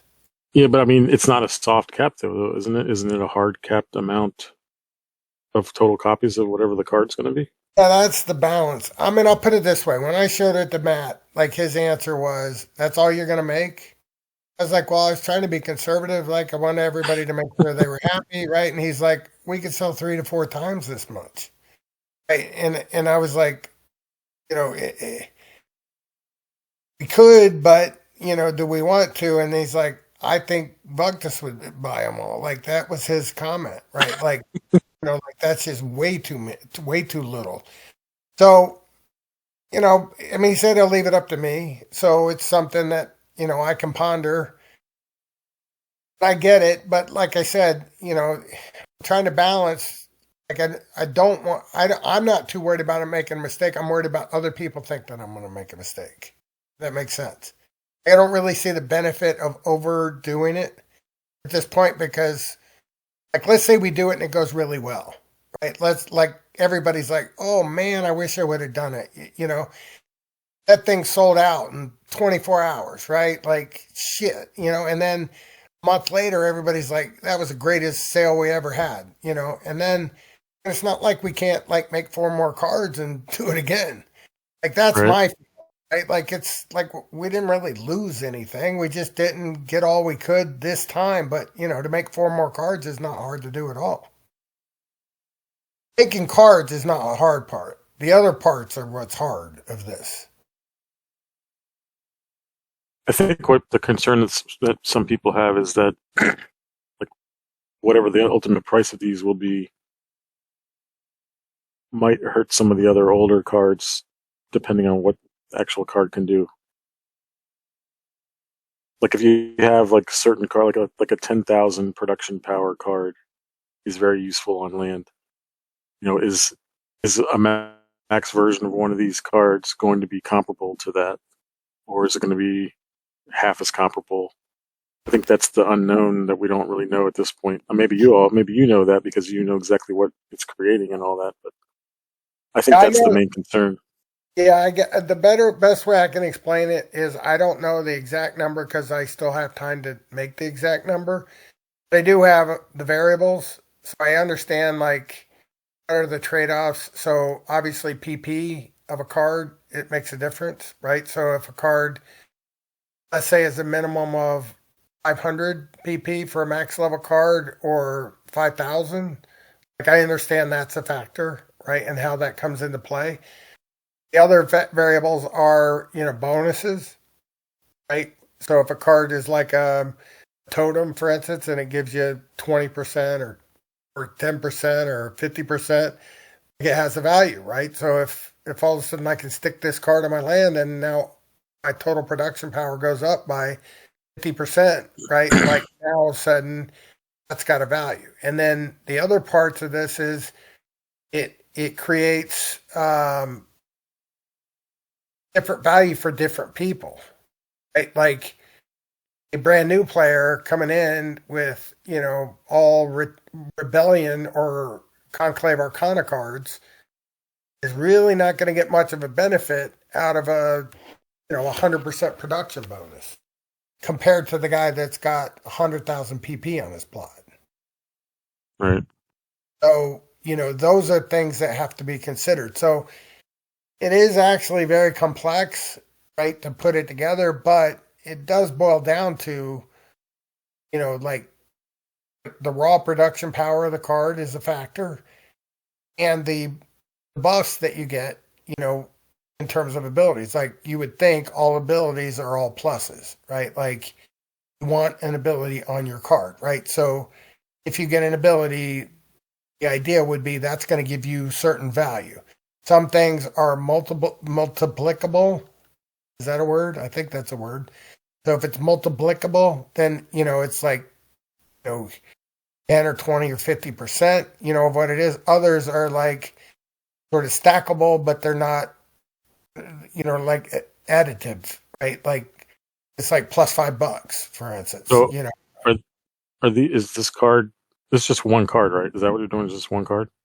It's Oh, we're one going to card. do 4 cards. Okay, 4 cards. Is it? Is it so the cards are going to have production power and abilities, or is it just abilities and no production power for the card? Or is that undetermined at this point? It would be a combination. There are multiple levers to be pulled on the same card. Meaning, there would be production power, and there would be abilities. Okay, so it's going to have okay. Can I mention something else, Dave, that I completely unrelated to this thing that I posted earlier, but I also had an idea that a while back I heard people talking about it, but I haven't heard anything recently talking about the possibility of using these land cards as a way of a burn mechanic for any card that they want to essentially like take these land cards and turn them into like buckets to put PP into. They're PP buckets. So you burn cards and you're essentially charging up these land cards with PP so that you can get rid of a large supply of random cards, which helps the market over time, and it still doesn't take away from the older cards because you still have to get rid of something in order to, build these cards up. So it's kind of like the card graveyard type thing. That was Yeah, kind of but it wouldn't floated there for a necessarily while. be a 1-1 either. You could make it where it's like 75% or something. So you're never like fully getting back the same amount of PP put into it, but it could still be vastly better than just using the for example, reward Chaos Legion cards. Yeah, you just have to like have some way to max it so it doesn't. I mean, you wouldn't want Right. it to have. You wouldn't want It to be would able to still have too much production power on it. I mean, unless you burned right. No, there a would still be large limits amount of to it. cards. It would still be it. You max it to something below Untamed, or something that's better than Chaos Legion, but worse than Untamed. Somewhere in between. That way you can consolidate all these Chaos Legion cards into land cards that have a better than Chaos Legion, and in the process also burn random cards that are just clogging up the markets.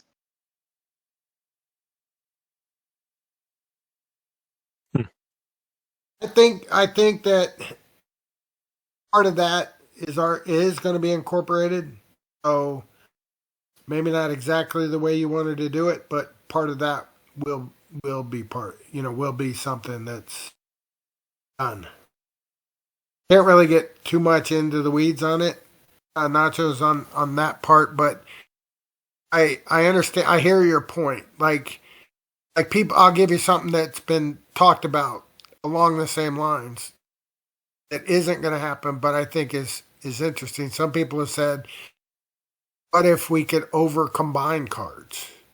Right? Like, what if like a card that's got 1,000 total PP, you could like for every one you add over it, right? You get like say 80% of that number, for instance.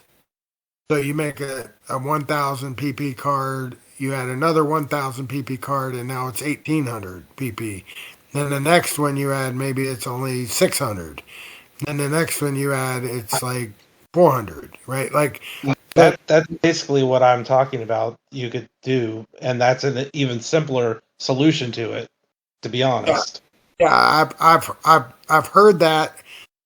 I don't rule it out, right? Like I said, there's keep in mind, like establishing a thing called a land card, like is a big deal.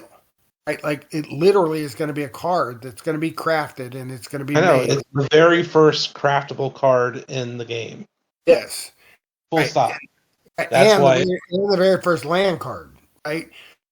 Just because that's one way doesn't mean that we can't do it other ways too, right? Like maybe we do have where something goes to level 25 or something, and Well, each that's the other reason why I was like, let's just throw out the whole concept of what our current card leveling whatever system is, because if we start these first cards the same way we do every other card, it's just going to stick, and then everyone's going to be like, well, why did you do it that way, like everyone else or all the other cards were in the past, when you could have done it the new way to start with, kind of, It's like which dynamic is the movable dynamic, right? Like I would I disagree mean, with that. I mean, your level. I mean, if you just look at the frontier mode with the foundation cards, I mean, we already broke that dynamic, right? Like there's cards that are limited to Silver League. If we can limit a card to Silver League, we certainly can create a card over what we consider to be, Diamond League. I mean, just the levels alone is a simple solution to just changing the dynamic. Just make it where you could have 50 levels to it versus 10, which is Yeah, what I it know. currently. I get it. I mean, I understand the concept, and I'm not ruling it out. I'm just saying you can only throw so many new things at people at one time, right? And the three new ones that I'm throwing at people are pretty impactful. It would have to be a pretty high bar to not want to do those three, is my point. And creating the very first land card, creating the very first craftable card, right, from land, and creating a new burn mechanism that will be impactful, not just for the proof of concept, but anytime in the future, it's going to be a thing. So those three things together are going to be a pretty big deal for land, at least. And if it's good for land, I know some people don't think of it like as a big deal for the rest of the game, but it's all together, right? They're all assets together. So, the value transition from one to the other is I mean, that's not even that hard. Like the idea is to create things people want. And I think we're getting close to that being the case. If that makes sense. In other words, all three of these are going to open it up. And then the last thing is creating mode specific cards. That's another big deal. Because that gives us a lot of flexibility on stuff. And So Mansur's working on this. Mansur's working on on this card now for the coding for it. Uh-huh. So it sounds like we're looking at a month or two, I'm thinking. Yeah, roughly. Release. Yeah. Yeah. I mean, we're at the point where we're naming the abilities so that, like one thing about Mancer is he's very tough. Like he works a certain way. He's not like he very professional, right? But he asks for it a certain way and he expects it a certain way, right? So if you don't give it that certain way, you're like got to deal with him, right? Like he's a little, like why do I have to redo this, right? Like he doesn't want to have to redo it. He wants to just do it right the first time.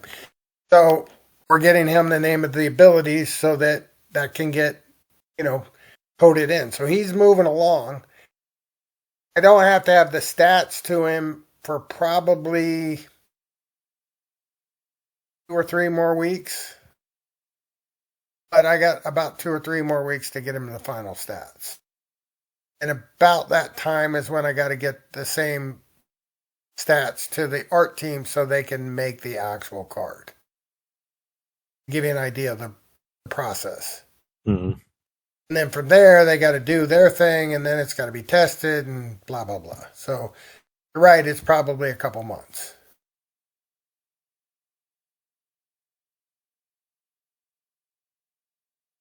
And I also saw that he also mentioned that there's going to have to be a complete revamp of the UI for land in the game.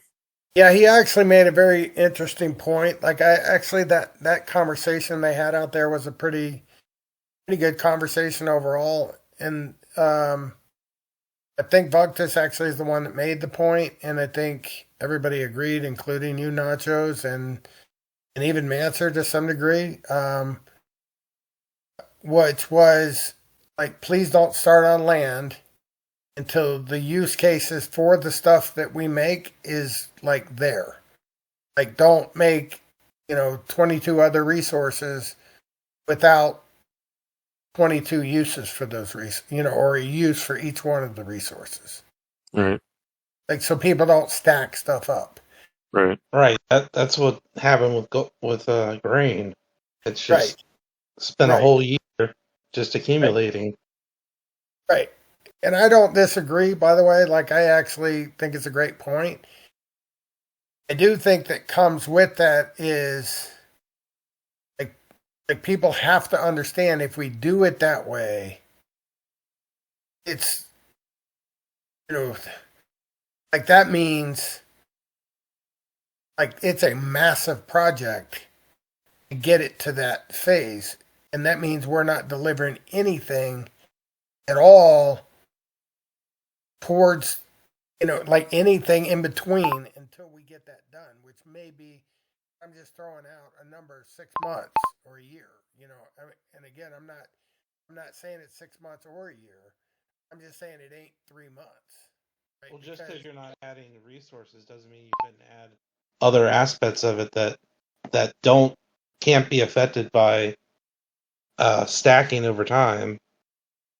Like the buildings or the very Right. in-depth learning a lot. Right. Yeah, and that's what Keith just said too. Like what I think what you just said and what Keith said, we could do them maybe in smaller chunks. The idea of, like, for instance, he could do a staking for Elixir, right? Like, we're all staking in, or not everybody, but people are staking in liquidity pools, right? Right now, they're not getting any Elixir. We said, hey, when you stake in these pools, you're going to get this thing called Elixir, right? I mean, we could make that, right? But then the question is, well, what does it do, right? And if it doesn't do anything, if it doesn't give you anything, and is it smart to even make it, right? And basically, what you guys were saying or agreeing with was don't come out with Elixir until you have a use for Elixir. Otherwise, all you're doing is creating problem, right? You're creating debt that, people stack this up, they earn it, and then they got nothing to do with it. So, and then like in Bunctus's case, he gets a lot of it, and then everybody says, well, just because he has a lot of it doesn't, that's not fair for you to give him stuff for it. So, the point is, if you're going to make Elixir, make sure you can use the Elixir to do something. And I would say if that's the case, it probably means most things are going to take a while. Just because, like, something as simple as the screens, like, the amount of resources, if you guys look on the screen and you click the claim all button and you see all those resources, I just imagine, 43 more. I mean, there's not like, they haven't thought of a good way to make it look on there. So those are the kind of things that they're going to have to design through. And while it seems like it would be easy, some of these things it evidently takes a while for them to do. The creative department seems to be the bottleneck on all that kind of stuff. Well, if you do this massive land block of work, and you're releasing those other things that aren't related to the resources directly or won't accumulate over time, there should at least still be something that the existing resources are regularly being brought out to help reduce the supply of resources that are stacking up. And one other thing is what Vuctus said earlier, or earlier today, that research is just basically dead at this point.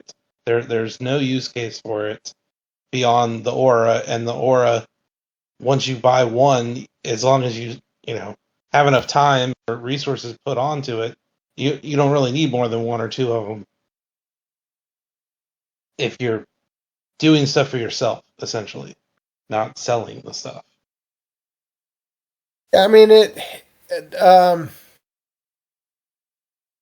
when people pronounce things as dead, like, I get a little, I wouldn't say frustrated, but question, like ask myself a question like, is it dead or is it dead for now?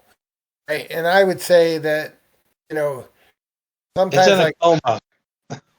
well, I mean, the point is like, we already know magical resources are going to be made from, the magical plots. And at some point, like, that's how you're going to, like, people are going to want to make the magical resources. But we're still going to need research for stuff, right? Like, obviously, we needed it for the Aura Lab. That's one place where you could say, hey, we needed to research to do that. Is there going to be other ways to do the research? Yes. Are there any real meaningful ways that we can do it now? Well, not really, because like, we don't have a whole lot of spots. Like we don't need an Aura and a Cora and a Dora and a Hora and a Laura, and you know what I mean. Like each one of those things could require research, but if it's pretty much the same thing, it, it's like we don't have the space for that, right? But I mean, I'm sure we could find ways for research, just not this second. And then, I agree with you though about the point of like we already have resources being made, so let's make sure that we continue to create products on a regular basis that keep those, flowing. Hey now, Right? I'm Like, just turning so on that a people couple of still high have an PP incentive research plots. to make wood Don't and tell iron me and it's stone, useless. and Aura, and all those things right now until we get to that next phase. I think we're moving in that direction, Ahore. and LOL. the things like the Aura Lab and the raffle tickets and the auction points, the wagons, like all those things are all going to soak up a lot of resource. I don't think anybody really has thought through that yet, but it's going to be a lot, right? And that is alone going to be a lot more utility than we've ever had. But having said that, that's still not enough. Like there can be other things like that too. Like we didn't just stop at like, oops, there we did. That's all we can do. Raffles, auctions, backfill potions, and wagons. That's it. No, I mean there will be other things, and we'll keep doing that too. But just because it might take us a while to do Land 2.0 doesn't mean that we're still not going to keep using resources and stuff.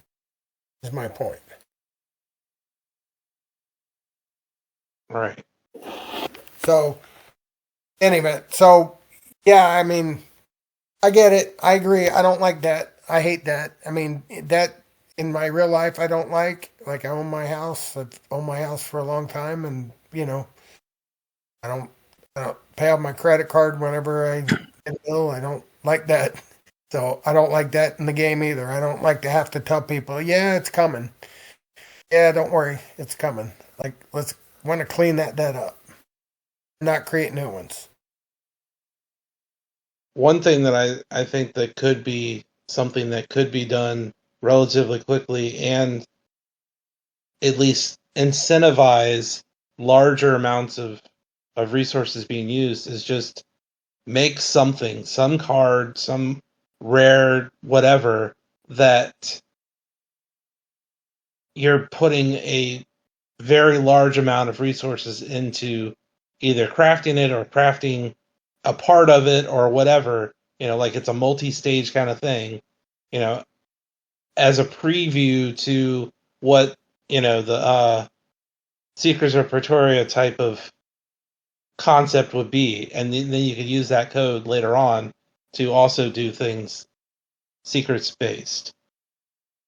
You got to be careful on that. Not just, I mean, it's like taking a past promise and dealing with it, i.e., getting rid of like some of the still overproduced cards, right? And you reduce that, but then you do it by creating something that's not clear what it is, which then is effectively what we were just talking about. That's debt. Like you have to provide a purpose. I actually have a lot of cool ideas that people have. Like when I say they're not my ideas. Like people just throw stuff at me like, hey, what about this? What about that? Like, and all those ideas, like I actually am one of those guys that like listens to them, and some of them are really, really cool. And so, Yeah, we can do a lot of But things. there's a purpose. It's like it's a promo card. It's something that like Well, your that auction thing that you did where it was like 100 days or whatever. You could do something like that, but be land based instead of how you did it with the Does not care about pure, foundation. what was it? Prepared to lose to this Dark Energy crystals nonsense. that you were Everyone enjoy. auctioning it with. I don't remember now what you used for that. You could use both DEC and credits. But DEC was Is cheaper. Daily Quest the hype FR? Right. they do. I got a question for Deuce. Deuce, I don't understand. What are you saying? You want to say it? Maybe it'd be clearer. I think he was having a problem with his audio for. I'm not sure if he's saying he doesn't care about foundation. Prepared to lose to the nonsense. I don't know what that means.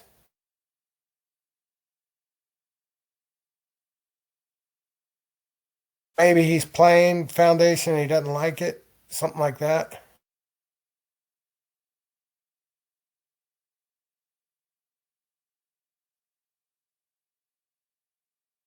Okay, I think he's just commenting on that. Okay. Okay. All right, cool. No, I understand. All right, and Nachos, I'm sorry I cut you off. I just don't wanted to make have time sure- for new quests, wasn't sure but exactly there may what be Deuce times wanted. when these new cards Um, can help infringe wild what were you slash saying, modern Nachos? modes. About you said it wasn't debt, so I'm sorry I didn't pay attention after that. This wouldn't necessarily be a debt, or I mean, this would be a debt sink because you could just the land cards that you're currently doing are just land cards in the sense of like reward cards or like pack cards. But what I'm talking about is coming out with a land themed promo card that uses land resources to create, that's a much higher value card that is used for rank play, but it's created with land. Yeah, I got it. I mean, Go ahead. honestly, I think we're going to see a lot more stuff like that. That's what I'm saying. That's why I'm so excited about getting the land card done, because that's the point.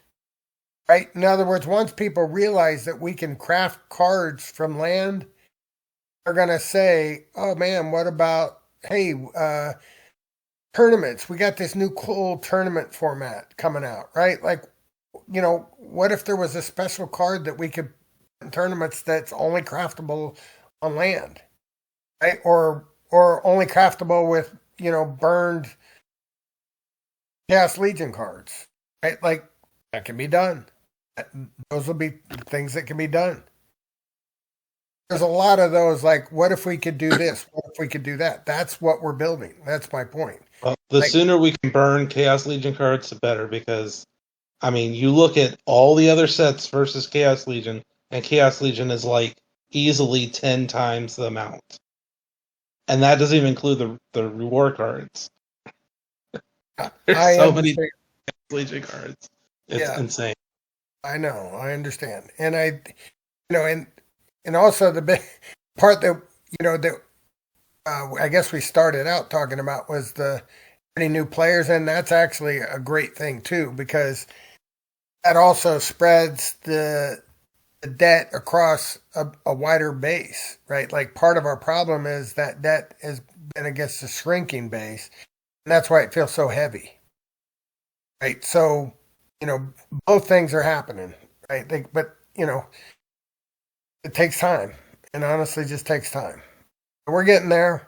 I love the fact that you're bringing it up, because you're like, imagine what's possible, and I too see what's possible, and I believe that more people will start to see, like, oh, we can do this, or we can do that, and yes, we can keep we can keep doing these things. The tools, we're putting in place the tools to be able to do them, and we're also putting in place the deepening of our base, right? Like, more people that get involved, it makes it easier.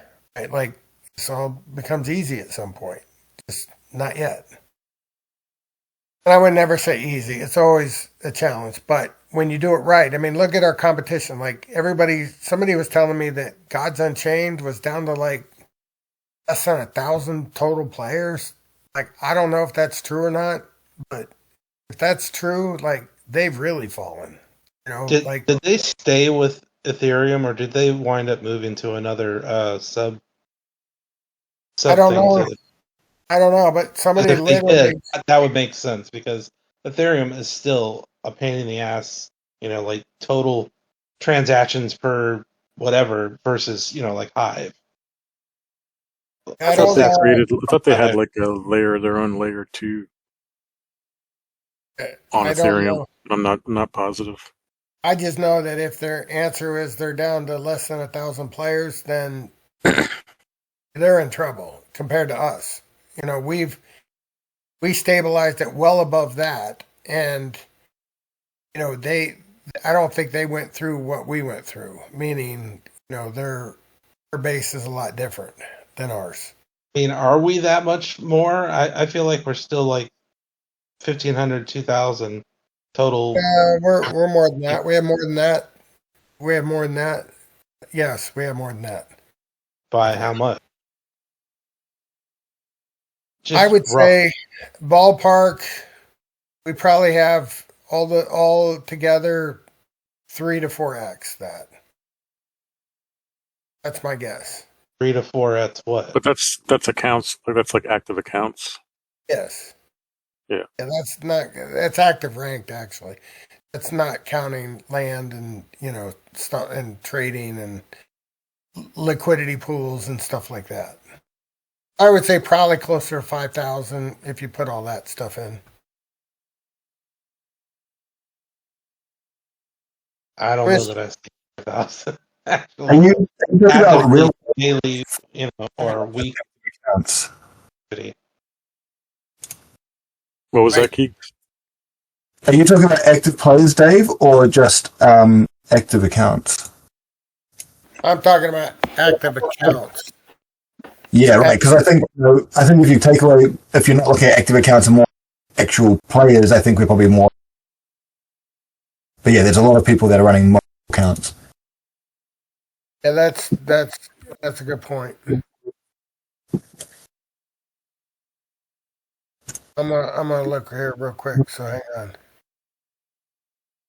I mean, I would say almost everyone in this call has multiple accounts. Probably everybody. I just made a new account recently, but for some reason I can't get it to give me the key because I made it through in Leo or whatever, and like it. Let me rephrase that. It gave me the key, but it won't let me finalize it for some reason, and I am trying my hardest to figure that out, but I don't know what I'm doing wrong. It's like it's just stopping me from doing the very last step, even though I already have the keys saved, whatever. Yeah, Do you already have all the keys? Yeah, but Isn't it that won't. Isn't that what you need? Huh? Isn't that what you need? Just the key. You need to have the keys. No, okay. It puts me through this thing where it says to make the password and then verify that I've saved the password, which I have saved it. It's on the in a folder, whatever. But then the final step, whatever it is, it brings this pop up and it just won't let me click it. And maybe it's because I'm doing it on tablet or something, but everything else works just fine. But it just won't let me do the final step that basically, and for whatever reason, because it won't do that final step, I can't take those keys and put it into We have a lot of people keychain. running multiple accounts. And so Duce because of that, I Crypto. can't use it YGG. in any sense other than 1413. it's Keys attached has by the next Epic Stone email. plot at $222. Yeah, you just have to go through Lexi their support, 1413. or whatever their support is. Jangles. $SBS. Yeah, I gotta find 1414. Gotta jump. All right, well, folks. Paul, Y'all we're getting enjoy close. the evening. We're already starting to Kings. lose some people. Dollar So SBS. what else do we got before we $SBS. Or before That was 1414. the last big Damn, topic I was is eyeing the that one tournament up. changes, Duce the limiting Crypto. of the accounts. YGG. 1415. That I was need to announced turn this my past magical week. stone to aura and get stone elsewhere. okay. August I already 15th make will be whenever the period ends where a scholar can play more than his own account, his or her own account, and one other person's account. After that, it's not allowed. I wouldn't know if anyone have any feelings on that. I definitely have feelings on that one. I reckon, like, for me, this is like a start of a fundamental change in Splinterlands. And last time we did that, banning bots, and like I really feel that be more included. You keep breaking in and out. Say it again. Ah, damn. So I guess for me, this fundamental change that was, and that involved a DAO vote. But yeah, I just feel the community involved because I've been talking to a bunch of people and differently sides, and I think the issue here is just the scholar side than the other side. Yeah, I mean, there's two sides to each thing. So I think what you're saying was that the last time something like this happened is whenever the modern ban bots. What it sounded like. And it sounds like the writing's on the wall that once this goes through, that eventually it seems like the same thing. I think you had a follow-up article or post, Dave, that the same thing is going to happen for the ranked play too at some point in the future. Well, it's a different issue, but it's the same issue. So, the part about there's a lot of people that rightly point out that there's unfairness by some of the guys that are playing multiple accounts, like they're win trading type thing, but it's hard to prove. But I also think that only applies to like the top tier, like anybody not in the leaderboard. I don't really think it matters. So I'm not sure that the exact same solution has to be the case, but it's still an issue that's got to be dealt with. So I just wanted to make sure people understood that, because some people were saying, why would you not also carry that forward to ranked? And the reason I don't want to carry it forward to ranked is, number one, I want to make sure the tool gets built out, and number two, I want to see the impact, of it, of the the new rule, and then from there try to figure out if there's either a better way, or maybe that's the perfect way to do the other one. I don't know, but I would like to have some time to understand it. That's all. And I think the other issue was that it was something that people thought there should have been some sort of presented a proposal and then it might get voted on, as opposed to having it just coming out and saying this is the way it is. Yeah, I understand. I saw that mentioned a few times. Yep, I understand. I mean, they can have a proposal to undo it if they want. The reason why I did it is because we needed to do something about it, because the people that were involved in the process were not doing anything about it. Like, we had asked and asked and asked, tried to keep things taken care of like smoothly, and essentially it wasn't fair. I mean, make a long story short, it's not fair. A guy playing 7 accounts in tournaments and finishing in the top of those it's not a fair system. So, it is what it is. Tournaments haven't been fair since day one, to be perfectly honest. And to be quite honest, I think if there was a vote, the vote would probably be to ban them completely and stop playing tournaments. And I know a couple of the top people would be 100% for that. And personally, I think that would be destructive and a terrible thing to have happen. So I'd rather act and, essentially take care of things before it got out of hand the other way. Ban what? ban the player or ban the tournaments, stop the tournaments the way they are. stop the tournaments. Oh, okay. Yeah, yeah. Like some people think that tournaments are just a airdrop for certain people, and Right. I'm not saying that. I understand why they would say that.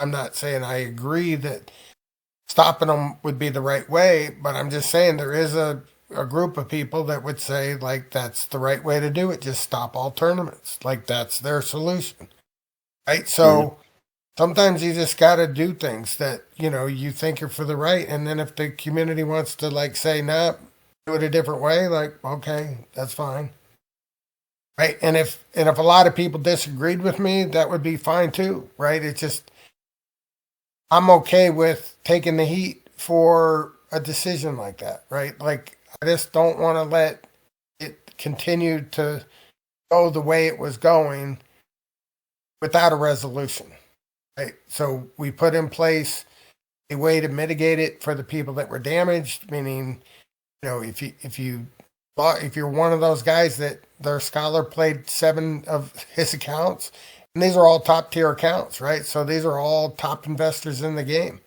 So now 5 of them aren't going to have scholars, right? So tried putting in place the scholar showcase so at least they can reach out and find somebody, right? They're not just left with nobody with no information. Right. So, I understand. I mean, I understand. Like, it would be great if we lived in a world where, like, everybody like could discuss things rationally and come to nice compromise solutions, but sometimes that just doesn't happen that way, and sometimes people need to be forced to do things, right? Like if it were me, I always try to look at both sides of everything and say, geez, is this really fair? I mean, my guy's like rigging it with this 6 other guys, and yeah, it's not me doing it, but like it's kind of like shitty that it's happening, and I would probably want to do something, but you can't force other people to do things because they say, hey, it's not against the terms of service. So unless it's not against the terms of service, why would we do it? Right? Well, now they have a reason because now it's against the terms of service. Yeah. Keegs is saying more. For me, it's mostly came out of nowhere. Like if we had some chats on town hall, etc., then it would be cool. Yeah, the problem with that, Keegs, is sometimes that's like there's a lot of issues like that. Like survival's one of them, for instance, where there's a lot of discussion about survival mode right now. Like some people are trying to find solutions, other people are thrilled to cut it off, other people are dying to keep it going.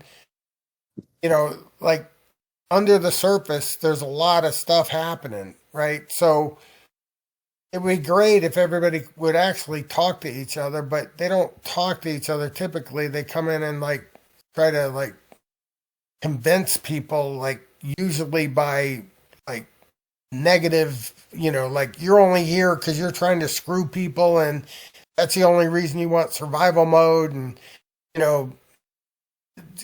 like it's not productive, I guess would be the point. Like, yeah, I would love it to have that. Like I've talked to Keeks about like having like a good governance system where, like it was,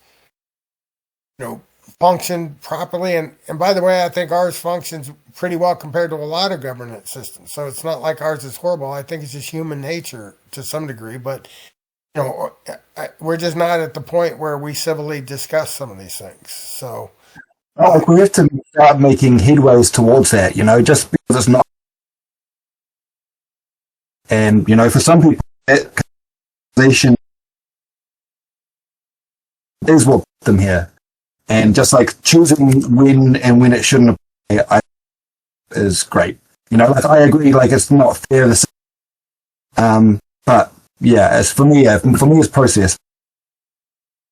Yeah, I think that's all I got. all right, we only get like every other word, Keegs. I think I got the gist of it. And I mean, it is what it is, guys. I mean, I don't mind people saying like, it should have been a vote. Like, I understand that. Like, I'm not dumb. I understand. I'm doing what I think is best And as far as I'm concerned, like the people that were affected, or most of the people that were affected, kind of had an opportunity to take care of it, and they didn't. I gave them way enough time to do it, and then it just got to the point where something had to be done. Sounds like So, the unlock fee. yeah, exactly. Yep. Went back and forth for 3 months, and then eventually Yeah, Matt or the it's team gonna had to be make the decision on it. Sounds right. like that's the same thing that happened here. Yep, and it'd be the same thing with survival mode, right? Like survival mode is it going to be a DAO thing, right? The DAO's going to have to pass a vote, right? Like that's not something I can like make a decision on. Like I can't say, "Oh, you better pay the survival mode." Like no, it's not. It's not the it's up to the DAO to do, but it's going to be the same kind of situation where there's some people that are going to want it done one way, and other people are going to want it done the exact opposite. They're going to like hate each other, and the stakes are going to be high. Like, if the side doesn't get what they want, they're going to be mad at the other side. Some people might quit over it, that kind of thing. So I've been in the middle trying to find resolutions. In fact, Jangles isn't still here, but he's actually putting out a post, I think, tomorrow. And just getting what people think. So, trying to get people to like, hey, great idea or horrible idea, and he's putting it out and seeing what everybody says and going to shop it around to the big voters, shop it around to the community, that the guys that like are out talking to people all the time, and and see if they're close, right? And if they're not close, and what, we got 2.5 weeks and we'll be done. Otherwise, meaning I'm hoping that we get something done, but we'll find out here in the next 2.5 weeks. Right. Hey Dave, I got a question. When Dude, when I know you weren't. Actually, I'm not sure. Were you already in this position whenever the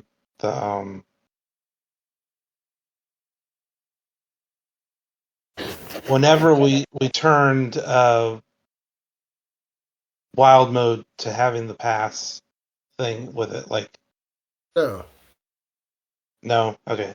Well, has it ever been mentioned, like the statistics of whether Oh, it's a positive thing that, or obviously if they're still doing it, but I'm just saying, like, I don't know exactly how to ask this, but just whether it's consistently getting people in doing buying the pass. Because what if there was a way to have a either combine survival into that pass, or have its own pass that's cheaper if it needs to be cheaper. Something to also help fund keep it going kind of situation. Survival. I don't understand the question. Oh, The okay. Now I the, understand the question. the original part was just comparing survival to Wild, and how Wild has a pass. It's not technically using that money that they collect to put towards the prizes, but in this situation, it could be used towards survival. Because you're talking about it having a shorter and shorter runway of being able to keep it open. But if it had some sort of pass to it, you could fold that into the rewards kind of situation. Yeah, I get it. That I think that could be part of a solution. I mean, this is just my personal guess, just from talking to as many people as I talked to about it. And I have been spending a lot of time in the last 2 weeks on it. I think that fundamentally most people want to see it go forward. I think they like the dynamic.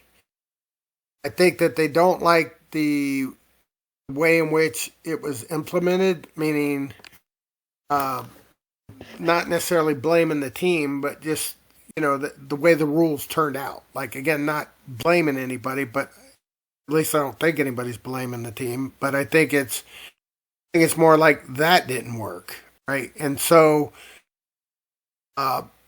funding it would be could be something that people could pay for, like we did with Wild Mode.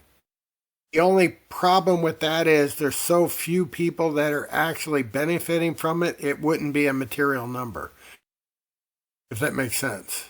In other words, most of the people that are benefiting from it, I mean, if you charge them like $2, like it wouldn't, yeah, sure, they'd pay $2, but it's not many people.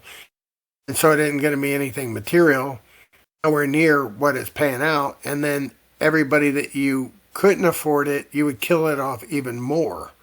So Right. it's kind of like a damned if you do, damned if you don't kind of thing. So I don't think funding it is the issue. I think creating, at least my conversations with people, is creating a more broader participation is the thing that's needed. And if that can be done, then I think people are going to be much more excited to support it. And the thing we're doing Tuesday is probably the first step in that could be impactful, which is the not killing, not what stays in, what goes on in survival stays in survival. It doesn't affect anything else.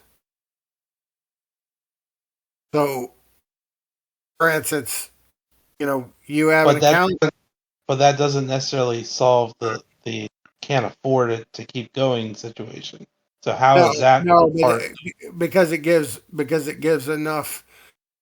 It does several things. One, it shows whether people actually are interested and aren't playing because of a rule that essentially barred them from playing, in their eyes at least. Like, hey, I need my account to play ranked. I can't play survival mode and lose my cards, so therefore I can't play survival mode. So that was an artificial rule put on them, or an artificial block on something that stopped somebody from playing.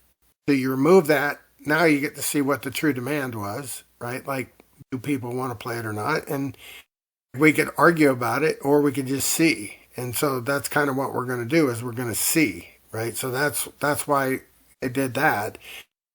And then the second part of that is, once you see who's playing and what size decks, now all of a sudden you can understand, like, what if you wanted more participation, how would the rewards look, right? Like, is it too top heavy that the rewards are, or is it about right? Blah blah blah. Like, you won't know until you see more players. So that's why having more players helps. Or the community is going to be able to participate. And if they drop off right away because they can't stand it, then we'll find that out too. And if they love it and grinding it out for little rewards, that's also going to tell us stuff. But wasn't there also talk of changing the reward types so that you didn't have to rely on SPS for rewards or Yes, whatever was the that's main that's a reward? that's a potential part of the solution, even though it's probably less exciting for most people, I would think. Like, if I said, hey, go play survival mode, but you're going to get some cards to play, I don't know how many people are interested and how many people aren't. My gut would tell me less than is playing now, if that makes sense. Are these new foundation cards able to play in survival? No. Okay.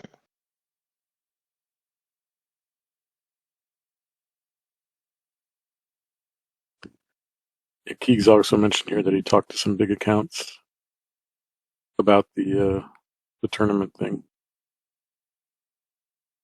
Made a comment in the chat there. Yeah. Yeah, I don't want to really, like sometimes it's like I understand. I'll just leave it at that. All right. In other words, it's like it doesn't do any good to argue with people sometimes, right? Like if I was to say, man, that Paul TRX, like, can't believe he said this, right? Like, what good does that do? Like, like I'll give you a perfect example. Not Paul TRX, but like a guy in our Discord the other day was coming in and raising hell, and I said, hey, I'm happy to explain it to you. I'll have a direct call or a direct, you can DM me and we can talk, and I'll fill you in on, what you're talking about, and give you at least my perspective. Happy to do it, blah, blah, blah. And then he just kept coming in and badgering and badgering and badgering, right? So, and I was like, dude, you're like out of control. I can't even like respond to you fast enough before you've got like 5 more negatives being thrown out. Like I can't even keep up, and so I put him on a 1-week timeout, right? So he then comes back and says something, really derogatory, I'm privately not set on one way or another about the game. I think it is more how we make these changes. Even though I'm that was okay done if we pause the elsewhere, tournaments but I'm to just rework saying, if like, that is the what the game community itself, decides he is the was, path to go. like the Do community, the Crypto. game, the company, however you want to describe it. And it was really, really negative. He like said something that was really bad. I could have like said like, neener, let me show you how bad this guy is, right? Or I could have just like moved on, right? Which is what I did. I just moved on. I just told my people, like, when he takes it back, then, he's not on permanent ban. But till he takes it back, he is on permanent ban. I mean, it's just that simple, right? Like, I can't have somebody like making comments like that, and not deal with it. But I don't want to like belabor it. I don't want to We need like 8 bring it out player in single public Elim and queues at face like value deck discuss cost to everything pay for about packs it. from Like the it's just SPL like collection. no, like Keegs. sometimes it's just better just to keep For moving. me, it mostly right? came And out of so nowhere. that's my point. Like if we had some about, chats on Town Hall, etc., then cool. Big accounts and that. I mean, a lot of them knew. It moves deck out of circulation. It puts packs Doesn't really out at matter. cost, so even whales The will point be is, hard to 7 argue people inflation playing. when Like the my guy, tournaments my run at scholar pack was deck one of the price guys as that tournament played in ante. 4. Timed best So 3 he of played 5. 4 accounts. Mine, at least 2 above keys and somebody else. So Bobke's accounts are better than mine, so he's not going to probably play my accounts in tournaments. So I'm 5 losing my battles, scholar. So I got to 3 get a round new single scholar. Elim Right? queues would Now, be I know great. my guy didn't cheat. But having said that, I mean, he was playing 4 accounts, so he had to run across himself, quite a bit. It wasn't like, we could like you kind never of rig saw this each through other. I mean, current there's not tournament that many people infrastructure out through there. any So, cleared tournament account as it's long like one as of they those were things getting packs where from Deo to use as you just got to payment. do something at some point. It's just, he had 4, another guy had 7. I mean, there's Need 11 Starlink. guys out of like Keegs. 25. $SPS. It's just ridiculous. It's just not a fair 1427. tournament system. I talked to a That's couple right. of the big accounts Right. and they hadn't had much comms You know? about it and said if they knew So, the scholar I don't wasn't really playing want to ball, bash they would people, take is away my access point. from Like, them. So I don't know who was saying what. I just know that, I tried to solve it a different way. That way didn't work, and this is the next best way. And I'm capable of making mistakes, and and that's possible. Yeah, I mean, I guess we'll see. We'll see what happens. I'll have that same problem. I'll have to go try to figure that out. The scholar site out too. Yeah, I mean, I hope the scholar site gets used, and I hope people look at it as an opportunity. I actually do feel bad for the scholars. Like my guy, I mean, he feeds his family, from playing that. So, like I feel for that. But, I want to keep moving forward, have a fair game, have something that people are confident in, and then hopefully we grow opportunity for him and everybody else too. Right? Like just keeping doing something the wrong way isn't the right way either. There's one thing that is the thing that scares me a lot with whenever you have to get new scholars is the combine all cards. Yeah, I know. We need to get that needs to be taken. I think that needs to be taken care of before I don't know. I mean, I know it's been in there forever, but I think might be another one somewhere that you can do something with posting. You can do something with posting, which should not be able to be done with posting. And combining cards is definitely one of them.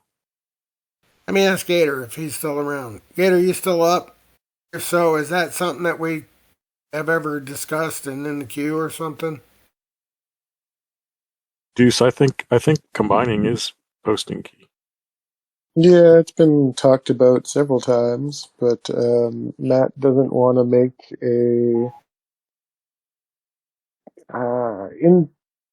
make it feel like there's an interruption of service where you have to put your keys in. I don't know.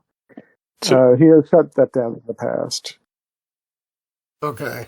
well, I mean, I'd be interested. I mean, I don't know what they're. I mean, Yes, I I don't. mean, me and Royal have been like, "Hey, this is a bad idea. We should put this on active key."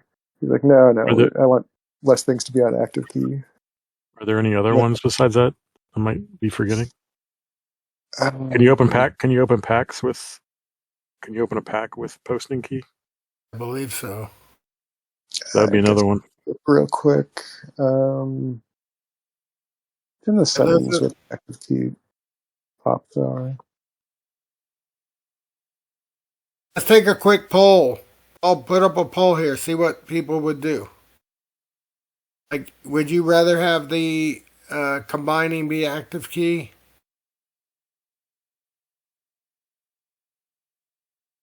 Try. I'm not- there isn't like. Is there an actual poll that I can do, or just talking about just Yeah. write out the sentence and put the check mark and X mark or whatever? I think you could do the sentence and put the check mark and the X mark, but I think there actually is a thing called a poll. Hmm. I know I would like to have it because that's the thing. I like my scholars. Like the guys. I mean, I have 3 different people that play my accounts for different things. But you know, I hate having to worry about like, did I tell them not to combine these cards? Did I tell them not to open these packs? Like that sucks. And then sometimes they get like Angela, for instance. She loves opening packs, man. So Yeah, you I know, think that the open packs and combined cards are not active key. I think those are the main two. how hard would that be to change, Gator? If I got that Yeah, overturned, like how long it's would that take? 5 minutes. Oh, okay, It's sweet. nothing to change the key requirements from posting to active on a block up. All right, so I'm gonna talk to you and Royal tomorrow when we wake up after staying up all night, um, talking on the Team Possible call. But let's follow up on that tomorrow. I want Okay, try to remember in the morning. So, Yeah. Deuce, what's your thinking for saying no for changing it to private key? Because you already put an X there. Hello? Can you hear me? Yep. Now we can, Deuce. Yes, I mean it's not a financial thing, so like why would you put it on the private? That is financial. If someone combines like a bunch of your one VCX cards into a max card or whatever, that's financial.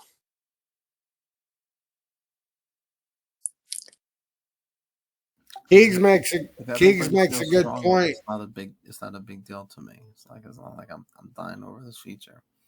But if it has to be done, like why not? I don't mind at all. Gotcha. Okay. Keegs made a good point. Like, so, on the other hand, for instance, if somebody's playing and they're earning reward cards, for instance, and they want to level them up, you know,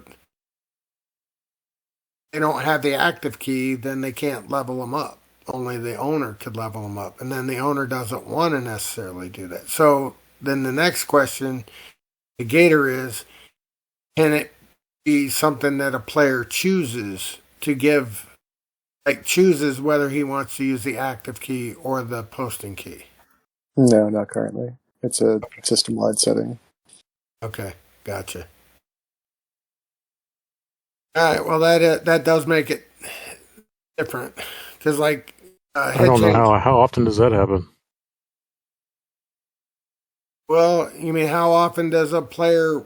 Well, like head change, she plays one of my accounts and he Hmm. earns reward cards, and I don't ever look at the account. I just 100% trust her to do whatever she wants. Okay. So she doesn't have to like, hey Dave, can you please go level these cards? It's not like that's a huge deal, but I'm just saying like that is a factor, I guess. Which I think Keegs and Head Change are saying.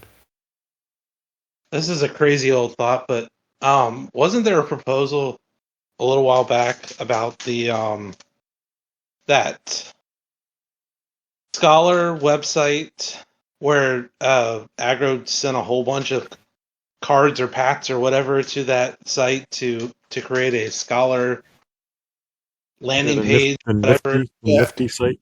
yeah, Those ever get deleted or I mean yes, burned? yes, they did. Okay, I totally missed whenever that happened. Yeah, they all got burned, 100%. Because I checked and double checked. All right, well, Paul, it's almost 1, man, and I know I got a big 9 o'clock meeting tomorrow, so I got to get my Yeah, beauty sleep, man. yeah. I'm out of pretty much out of topics. So unless anyone else had any topics they wanted to talk about.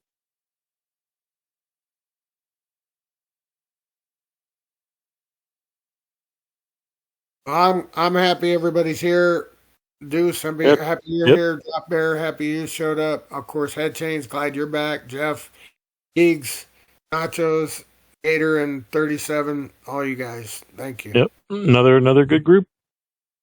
Everyone have a good week Yep, and don't and take forget care. Tuesday survival mode. If you want to play, you ain't gonna your cards after the changeover, after maintenance is done. Play away. Yep. And next week, Oh, 1 week quick from question. oh, go ahead. For the survival mode change, if you have cards that are on, like if they play survival mode today, would they automatically unlock for the other modes after the maintenance on Tuesday? Yes.